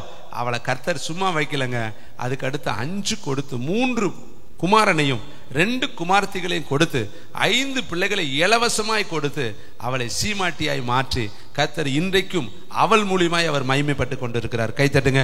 உன் துக்கத்துக்கு பதிலாக ஆனந்த களிப்பு வரும். உன் புலம்பலுக்கு பதிலாக சந்தோஷம் உண்டாகும். சாம்பலுக்கு பதிலாக சிங்காசனம் வரும். முச்செடிக்கு பதிலாக தேவதாரு விருட்சகம் முளைக்கும். எத்தனை பேர் விசுவாசிக்கிறீங்க? கை தட்டு. நீங்க சிறுமைப்பட்டுட்டீங்க, கண்ணீர் வடிச்சிட்டீங்க, புலம்பிட்டீங்க, நுகத்தை சுமந்துட்டீங்க, குழியில தள்ளப்பட்டுட்டீங்க, மனுஷர்கள் உங்க தலைமையில ஏறி போயிட்டாங்க, தீயின் தண்ணீரையும் நீங்க கடந்து வந்துட்டீங்க. நிச்சயமா ஒரு ப்ராப்பர்ட்டி சொல்றேன், செழிப்பான இடத்துல கர்த்தர் உன்னை கொண்டு போவார். கைத்தட்டி கர்த்தருக்கு நன்றி சொல்லுங்க. நடந்து ஊழியம் செஞ்சிருக்கிறீங்க, ஓட்ட சைக்கிள்ல ஊழியம் செஞ்சிருக்கிறீங்க, பஸ்ல அலைஞ்சு ஊழியம் செஞ்சிருக்கிறீங்க. நான் போகாத கிராமங்கள் கிடையாதுங்க. அப்படியெல்லாம் ஊழியம் செஞ்ச என்ன இன்னைக்கு ஆண்டவர் மகிமையா ஊழியம் செய்ய வச்சிருக்காரு. கைத்தட்டிக்க. என் சிறுமையை மாற்றினார், என் தனிமையை மாற்றினார், என் புலம்பலை மாற்றினார், என் பற்றாக்குறையை மாற்றினார், என் குடும்பத்தில் இருந்த வியாதிகளுக்கு கர்த்தர் ஒரு முற்றுப்புள்ளியை வைத்தாரு. எனக்கு இருந்த எல்லா ஸ்ட்ரகிள்கள், போராட்டங்கள், எதிர்ப்பின் அலைகளை எல்லாம் கர்த்தர் மாற்றினாரு. இன்னைக்கு பில்லராய் கர்த்தர் நிறுத்தி இருக்கிறார். கைத்தட்டி கர்த்தருக்கு நன்றி சொல்லுங்க. கர்த்தர் எத்தனை படிகளை, ஆயிரக்கணக்கான படிகளை கர்த்தர் என்னை தூக்கி மேல லிப்டப்ல கொண்டு போயிட்டாரு. நல்லா தெரிந்து கொள்ளுங்க. இப்போ ஒரு கோழி குஞ்சு இருக்குன்னு வச்சுங்களேன். அந்த கோழி குஞ்சு ஒரு கழுகு தூக்குதுன்னா கோழி எவ்வளவு தூரம் போராடும்? கொஞ்சம் தூரம் போராடும். கொஞ்சம் தூரம் போராடி அதை புடுங்க பார்க்கும். கழுகு கொஞ்சம் லிப்டப் ஆகி மேலே போயிடுச்சுன்னா தொடவே முடியாது, மேலே போயிடும். அது மாதிரி ஒரு கொஞ்ச அளவுக்கு தாங்க இந்த உலகம் உங்களோடு போராடும். நிச்சயமாய் உலகம் உங்களை போராடாத அளவுக்கு கர்த்தர் உங்களை லிஃப்ட் அப்ல தூக்கிடுவார். கைத்தட்டி கர்த்தருக்குன்னு. இப்ப போத்திபாரு யோசேப்பு கிட்ட போக முடியுமா? போத்திபாருடைய மனைவி தான் போக முடியுமா? அந்த சிறைச்சாலையில் 2 பேர் இருந்தானே, அந்த மனுஷன் 2 பேர், ஒருத்தர் வந்து தலையாரி வந்தானே, திராட்சை ரசம் கொடுக்கிறவனும் அப்பம் கொடுக்கிறவனும், இன்னும் பக்கத்துல போக முடியுமா? எவனுமே போக முடியாத அளவுக்கு கர்த்தர் கொண்டு போய் டாப்ல கொண்டு போய் வச்சாரு. பார்த்தீங்களா? இது மாதிரி தாங்க டாப்ல வைப்பார். தாவீத முதல்ல அவங்க அண்ணன் துணிகரமா சொல்றான், டேய் உன் அகம்பாவம் எனக்கு தெரியாதாடா, ஆட்டுக்குட்டி எங்கடா இருக்குது? கொஞ்சம் இவன் இராணுவத்தில் பணியாற்றுறானா, இவனுக்கு மனம் ஏட்டிமை, இவன் திமிரு. ஏன்னா வீட்டில் அவங்க அப்பனுடைய செல்லம் இவனுக்கு அதிகம். இவன் ஒரு வேலை பார்க்குறான, கை நிறைய காசு சம்பாதிக்கிறான். அதனால அவனை பார்த்து சின்ன பையன் நினைச்சிட்டு கேட்குறேன், ஓ அகம்பாவம் எனக்கு தெரியாதாடா, ஓ ஆட்டுக்குட்டியெல்லாம் எங்கடா வச்சுட்டு வந்த அப்படின்னு விரட்டி பார்த்தேன். ஆனால் ஆண்டவர் தூக்குனார். பார்த்தீங்களா? அதே இராணுவத்திற்கு ராஜாவை தூக்கிட்டார். கை தட்டுங்க. அந்த இராணுவத்தில் அன்னை வேலை பார்த்துக்கிட்டு தாங்க இருக்கிறான். அன்னை சிப்பாயா இருக்கிறேன், இவன் ராஜாவா இருக்கேன். கை தட்டி கர்த்தருக்கு. பக்கத்தில் போக முடியுங்களா? அன்னைங்க எவனாச்சும் பக்கத்தில் போய் நிற்பானா? எங்கள் அண்ணன்னு தம்பின்னு சொல்ல அவனுக்கு வெக்கமா கிடக்கும். ஷிஃப்ட் மாதிரி மூச்சு விடாமல் ஓடிடுவேன். ஏன்னா இந்த வேலையை விட்டுட்டு போனால் வீட்டில் ஆடுதான் மேய்க்கணும். கிடைக்கிற வேலை எவே ராஜாவாக இருந்தால் நமக்கு என்ன, பார்த்துக்கிட்டு போலாம்டான்ட்டு இருந்திருப்பேன். ராஜாவை கர்த்தர் தூக்கி 40 ஆண்டு உட்கார வச்சார். கை தட்டுங்கப்பா. சமஸ்த இஸ்ரவேலுக்கு 40 ஆண்டு. அவங்க அன்னைங்க வரலாறுல எழுதப்படவே இல்லை. எங்கேயாவது இருந்தாங்களான்னு தெரியல. ஆனா தாவீதை கர்த்தர் இருதயத்துக்கு ஏற்றவனா மாத்தினார். அது மாதிரி உங்களை உயர்த்துவார். சின்ன வயசுல நோகத்தை சுமந்துட்டீங்க இல்லையா? சின்ன வயசுல கஷ்டப்பட்டுட்டீங்க, புருஷனால அடிபட்டுட்டீங்க, உதப்பட்டுட்டீங்க, பணப்பற்றாக்குறை, தரித்திர, வியாதி, வேதனை, கஷ்டம், மனமடிவு எல்லாம் பட்டுட்டீங்க. இதுக்கு பின்னாடி இளைப்பாறுதலின் ஆண்டு. கைத்தட்டுங்க. சமாதானத்தின் ஆண்டு, சந்தோஷத்தின் ஆண்டு, நிம்மதியின் ஆண்டு, உங்களுடைய செழிப்பின் ஆண்டா கர்த்தர் கொடுப்பாரு. ஆனா கடந்து வந்த பாதையை மறக்க கூடாது. நாங்க இன்னைக்கும் பாத்தீங்கன்னா 50 பைசா இல்லாத வாழ்னா அந்த நாளை நினைக்காம நான் ஒரு நாள் இருந்தது கிடையாது. கிழிஞ்ச ட்ரெஸ்ஸோடு ஊழியம் செஞ்சதை என்னால் மறக்கவே முடியாது. ஒரு டீ குடிக்க காசு இல்லாமல் எத்தனையோ நாள் நான் டீ கடையை வேடிக்கை பார்த்திருக்கேன். உங்களுக்கு தெரியுமா? அதெல்லாம் வாழ்க்கையில எத்தனை நாட்கள் நான் நின்று வேடிக்கை பார்த்து வந்திருக்கிறேன்னு எனக்கும் என் தேவனுக்கும் தெரியும். அப்படித்தான் என்னுடைய ஆரம்ப காலம். ஒரு சைக்கிள்ல சியர் கூட இருக்காது. அந்த சைக்கிள்ல பிரதர் ஜெயராஜ் என் கூட வருவார். அவர் தான் அந்த வண்டி ஓட்டுவார். ஓட்டவே முடியாது. பல்லே இல்லாத சியர் எப்படி ஓட்டுறது? ஆனா அதுலயும் எப்தாவின் ஆவி உன் மேல இறங்குதுன்னு சொல்லி அந்த ஆவியானவருடைய பலத்தோடு அந்த வண்டியை ஓட்டிட்டு ஊழியம் செஞ்சோம். இன்னைக்கு கர்த்தர் அழகாய் ஊர் உலகம்லாம் கொண்டு போகிற எந்த குறைவும் இல்லைங்க. உண்மையுள்ள மனுஷன் பரிபூரண ஆசீர்வாதத்துக்கு சொந்தக்காரன். கைத்தட்டி கர்த்தருக்கு நன்றி சொல்லுங்க. இன்னும் வேதத்துல சொல்ல முடியும். ஒரு பிடி மாவு இல்லை எண்ணெய் இல்லைன்னு ஒருத்தி சொன்னா பத்தியா, அவ வாழ்க்கை எவ்வளவு வேதனையா இருக்கும். இன்னைக்கே செத்து போயிடும். அவன் நினைச்சிருப்பான் லாஸ்ட் டே, இன்னைக்குதான் கடைசி நாள், ஒரு நாள் முடிவு வந்துருச்சு, லாஸ்ட் டே. அந்த லாஸ்ட் டேல தீர்க்கதரிசியை கர்த்தர் அனுப்பினார். கைத்தட்டி கர்த்தருக்கு. உங்களுக்கு இன்னைக்கு ஒருவேளை லாஸ்ட் டே நீங்க வந்திருக்கலாம். இந்த வாரம் போய் பார்ப்பேன், ஆனா பார்ப்போம், இல்லாட்டி பரலோகம் போயிடுவோம் ஒரு முடிவுக்கு வந்திருக்கலாம். எத்தனையோ தேவ மனுஷர்கள் கடைசி நாள்ல சந்திக்கப்பட்டிருக்காங்க. எத்தனையோ பேரை மரண விளிம்பில கர்த்தர் சந்திச்சிருக்கிறார். காரணம் அவர் சொல்லியிருக்கிறார், மரணத்திற்கு ஒப்புவிக்கப்பட்டவர்களை விடுதலையாக்க கூடுமானால் விடுதலையாக்குன்னு சொன்னவர் எப்படி விடுதலையாக்காமல் இருப்பார்? இங்க பாருங்க, வேதம் சொல்லுது ஒரு பிடி மாவு இல்லைன்னு. 1 ராஜாக்கள் எடுக்க வேண்டாம் 17-12. ஆனா 17-14 மா செலவழிந்து போகவும் இல்லை, எண்ணெய் குறைவும் இல்லை, பஞ்சகால தீர் மட்டும் அந்த வீட்டில் ஒன்று கூட குறைவுபடவில்லை. கைத்தட்டி கர்த்தருக்கு நன்றி சொல்லுங்க. ஒண்ணுமே இல்லாதவள எப்படி கர்த்தர் ஆசீர்வதிச்சிட்டாரு பார்த்தீங்களா? இன்னைக்கு உங்க வீட்டில் எண்ணெய் இல்லையா, மாவு இல்லையா, வேலை இல்லையா, குடும்பத்தில் சமாதானம் இல்லையா, சந்தோஷம் இல்லையா, ஒன்னு கூட எனக்கு கரெக்டா இல்லை பிரதர், எல்லாத்தையும் கரெக்ட் படுத்திடுவாங்க. கைத்தட்டி கர்த்தருக்கு. நீ உட்கார்ந்துருங்க, தேவ சமூகத்தில் போய் ரெடிஞ்சாங்கடையா விழுந்துரு. I will surrender for you master. ஒவ்வொரு நாளும் ஐ வில் சரண்டர் சொல்லி உட்கார். ஒரு நாளும் போய் தாழ்த்து. உன் பலத்துல ஓடாத, உன் பலத்துல வாழாத, உன் பலத்துல நிக்காத. ஒவ்வொரு நாளும் போய் உன்னை அப்படியே சரண்டர் படுத்து. ஆண்டவர்கிட்ட போய் சொல்லிடு, ஆண்டவரே நான் ஜீரோ, நீங்க தான் ஹீரோ. என்னை நடத்திட்டு போங்க, என் கையை பிடிச்சி இழுத்துட்டு போங்க, எனக்கு நீங்க சொல்லி கொடுங்க, என்னை நீங்க நடத்துங்க, என்னை நடத்துங்க, உங்க கண்ணுல எனக்கு தயவு கிடைக்கட்டும், கிருபை இல்லாமல் என்னால வாழ முடியாதுன்னு போய் டோட்டலியா சரண்டர் அடைங்க. நீ சரண்டர் அடைஞ்சிட்டேன்னு தூக்கிடுவார். இன்னும் ஏன் தெரியுமா தூக்கல தெரியுமா? நீ இன்னும் ஒப்பு கொடுக்கவே இல்லை. இன்னும் ஒரு பக்கம் செல்ஃப் உனக்குள்ள இருக்கு, இன்னும் ஒரு பக்கம் சுயம் போராடிக்கிட்டே இருக்கு. நம்ம போய் இவ்வளவு சொல்றதா? தாழ்த்துங்க. படைச்சவர்கிட்ட போய் தாழ்த்தறல என்னங்க சொல்லுங்க. நான் சர்வ முட்டாளாண்டவர், ஒண்ணுமே தெரியாது, சுத்த சீரோ. என்ன நீங்க விட்டீங்கன்னா என்னால வாழவே முடியாது, என்னால 1 ரூபா சம்பாதிக்க முடியாது, நான் ஒண்ணு கூட கிடையாது, குப்பை பையன்னு சொல்லி எவ்வளவு நீங்க இறக்குறீங்களோ அவ்வளவு உங்களை தூக்கிடுவார். கைத்தட்டி கர்த்தரை. நீங்க இறக்க இறக்க இறக்க இறக்க டாப் டாப் டாப் டாப்பா தூக்குவார். நீ தூக்கி தூக்கி பேசினேனா அவரை விட்டுருவார். சரி போப்பா, உனக்குள்ள மாம்சீகம் வந்துருச்சு, பிசாசு சுபாவம், ஏரோதின் ஆவி வந்துருச்சு, லூசிபருடைய ஆவி வந்துருச்சுன்னு அவர் விலகிடுவார். இறங்கிருங்க. ஆண்டவர்கிட்ட போய் டோட்டலி சரண்டர் ஃபார் யூ. நாளை எத்தனை முறை சொல்ல முடியுமோ சொல்லிக்கிட்டே இருப்பேன். ஒரு மெசேஜுக்கு முன்னாடி வரதுக்கு முன்னாடி தாழ்த்துவேன். ஒன்றுமே தெரியாது ஆண்டவர், நான் என்னத்தை போய் சொல்கிறேன், ஒன்றுமே தெரியாது, என்னால் ஒன்றுமே செய்ய முடியாது, எனக்கு வார்த்தை தாங்க, வார்த்தை இல்லாட்டி நான் எப்படி போய் நிற்கிறது. எவ்வளவு அவருடைய சமூகத்தை கெஞ்ச முடியுமோ நம்ம கெஞ்சினா ஆண்டவர் சொல்லுவார், சரி போ, நான் அவன் கூட வந்து நான் பேசிக்கிறேன், நீ கூட நின்றா போதும், கர்த்தர் செய்வார். கை தட்டி கர்த்தருக்கு. இயேசு கூட இருந்துட்டா ஹீரோ, இயேசு இல்லாட்டி நீ ஜீரோ. இயேசு மட்டும் கூட்டிட்டு வந்துட்ட நீ ஹீரோ தாங்க. ஒருத்தன் உன்னை அசைக்கவே முடியாது, நீ கிங்கா நிற்கலாம். இயேசு இல்லாமல் போனேன்னா நீ ஜீரோவாக தான் நிற்கணும். எல்லா இடத்துலையும் அவரை கூட்டிட்டு போங்க. அடுத்து பாருங்க, யோபு 2:7 கொடிய பற்களால் பிசாசு அவனை வாதித்தான். ஆனா 42:12 முன்னிலைமையை பார்க்கலாம் அவன் பின்னிலைமையை கர்த்தர் ஆசீர்வதித்தா. 42:17 பூரண வயதுள்ளவனாய் மரித்தான். கைத்தட்டி கர்த்தருக்கு நன்றி சொல்லுங்க. அவனுக்கு மரணத்தை 2:7 பிசாசு கொண்டு வந்துட்டான். எப்படி? உடம்புல பூரா வாதிக்கிறான் வாதிக்கிறான் வாதிக்கிறான். செத்து போட்டோம், அவன் சூசைட்டாவது பண்ணிக்கட்டும், அவன் செத்து போட்டோம்னு அவன் எவ்வளவோ ட்ரை பண்ணி பார்த்தான். ஆனா கர்த்தர் நினைச்சிருப்பாரு, நீ என்ன செஞ்சாலும் என் பிள்ளை 42:17 வரையும் அவன் ஜீவனோடு இருப்பான்டா. பூரண வயசுல தான் அவனுக்கு மரணம் இருக்கு. அவனை சுட்டு போட்டாலும் குத்தி போட்டாலும் என்ன செஞ்சாலும் என் பிள்ளை விசுவாசத்துல கெட்டியா இருப்பேன். அவன் சொல்றான், 3 வசனம் எடுத்தேன், கெட்டியா நான் பிடிச்சுக்கிட்டேங்கிறேன், என் நீதியை கெட்டியா பிடிச்சுக்கிட்டேங்க, என் நீதியை தரித்து கொண்டேங்கிற. கை தட்டுங்க பார்க்கலாம். நீதியை பிடிச்சுக்குங்க. உனக்கு ஒரு நீதி இருக்கு இல்லையா, உன் நீதியை பட்ட பகலை போல விளங்க பண்ணுவார். சொல்லு தைரியமா போய், ஆண்டவரே நான் இத்தனை மணி நேரம் ஜெபம் பண்ணி இருக்கிறேன், நீர் அதை அறிவீர். இவ்வளவு நேரம் நான் வேதத்தை படிச்சுக்கேன், நீர் அறிவீர். என் சம்பாத்தியத்துல தசமமாக கொடுக்கிறேன், நீர் அதை அறிவீர். நான் உண்மையா உத்தமமாய் ஒவ்வொரு ஊழியத்திற்கு விசுவாசிகளுக்கு ஜெபம் பண்ணிருக்கேன், நீர் அதை அறிவீர். சொல்லுங்க, உங்க நீதியை கர்த்தர்கிட்ட சொல்லுங்க, அவர் உங்க நீதியை கேட்டுக்கொள்வார். செலோத்தியோப்பியாவின் குமாரத்திகள் சொல்வது சரிதானே, அவ ஒன்றும் தப்பா சொல்லி சுதந்திரம் கேட்கறது நியாயம் தானே. ஆண் புத்திரன் இல்லை, நியாயப்படி அவளுக்கு பெண் புத்திரனா இருந்தாலும் அவங்களுக்கு கொடுக்கணும்ல. அவர் நியாயத்தை நியாயம்னு தான் சொல்லுவார், ஒரு நாள் அநியாயம்னு சொல்ல மாட்டார். உன் நியாயத்தை கொண்டு வா ஆண்டவர்கிட்ட. ஆண்டவரே நான் இது இப்படி பேசினேன், எனக்கு இப்படி சொல்றாங்களே ஆண்டவரே, இது நியாயம் விசாரிங்கன்னா நிச்சயமா விசாரிப்பார். அவர் நியாயாதிபதி. உன் நியாயத்தை ஆண்டவர்கிட்ட வந்து தைரியமா சொல்லு. ஆனா உன் கை நியாயம் உள்ளதா இருக்கணும், உன் கைகள் நீதி உள்ளதா இருக்கணும், உன் உதடுகள் நியாயம் உள்ளதா இருக்கணும், உன்னுடைய காரியங்கள் கர்த்தருடைய சமூகத்தில் நியாயமா இருக்கணும். பாரு சொல்றேன், என் நீதியை கெட்டியா பிடிச்சுக்கிட்டேன், நீதியை ஆயுதமாய் நான் தரித்து கொண்டேன். அப்ப நம்முடைய வாழ்க்கையில ஆயுதம் என்னவா இருக்கணும்? நீதி மார்க்கவசம் இருக்கணும். நீதி என்னும் மார்க்கவசம் உனக்குள்ள இருக்கணும், தலைச்சீரா உனக்குள்ள இருக்கணும், இடைக்கட்சிகள் உனக்குள்ள இருக்கணும், ரட்சணியம் என்னும் பாதரட்சம் உனக்குள்ள இருக்கணும். இருந்துச்சுன்னா நீ தைரியமா ஆண்டவர்கிட்ட வந்து நிக்கலாம். முன்னாடி வந்து ஆண்டவர் சொல்லுவார், வா வெளியே வா, என்ன அங்க ஒளிஞ்சிருக்கிற, ஏன் ஒளியிற போய் வெளியே வா, உன் பிரச்சனை என்ன என்கிட்ட சொல்லு. கர்த்தர் கேட்பாருங்க. மோசே சொன்னான், கர்த்தர் கேட்டார். இன்னொரு பகுதியை சொல்றேன், திராட்சை ரசம் குறைவுபட்டு போச்சு. என்ன இருக்கு? கல்யாண வீட்டில் ஒன்று குறைவுனா எப்படி இருக்கும்? எவ்வளோ வேதனை. கல்யாண வீட்டில் மற்ற வீடுனா பரவாயில்லைங்க, போய் வாங்கிட்டு வந்துடலாம்.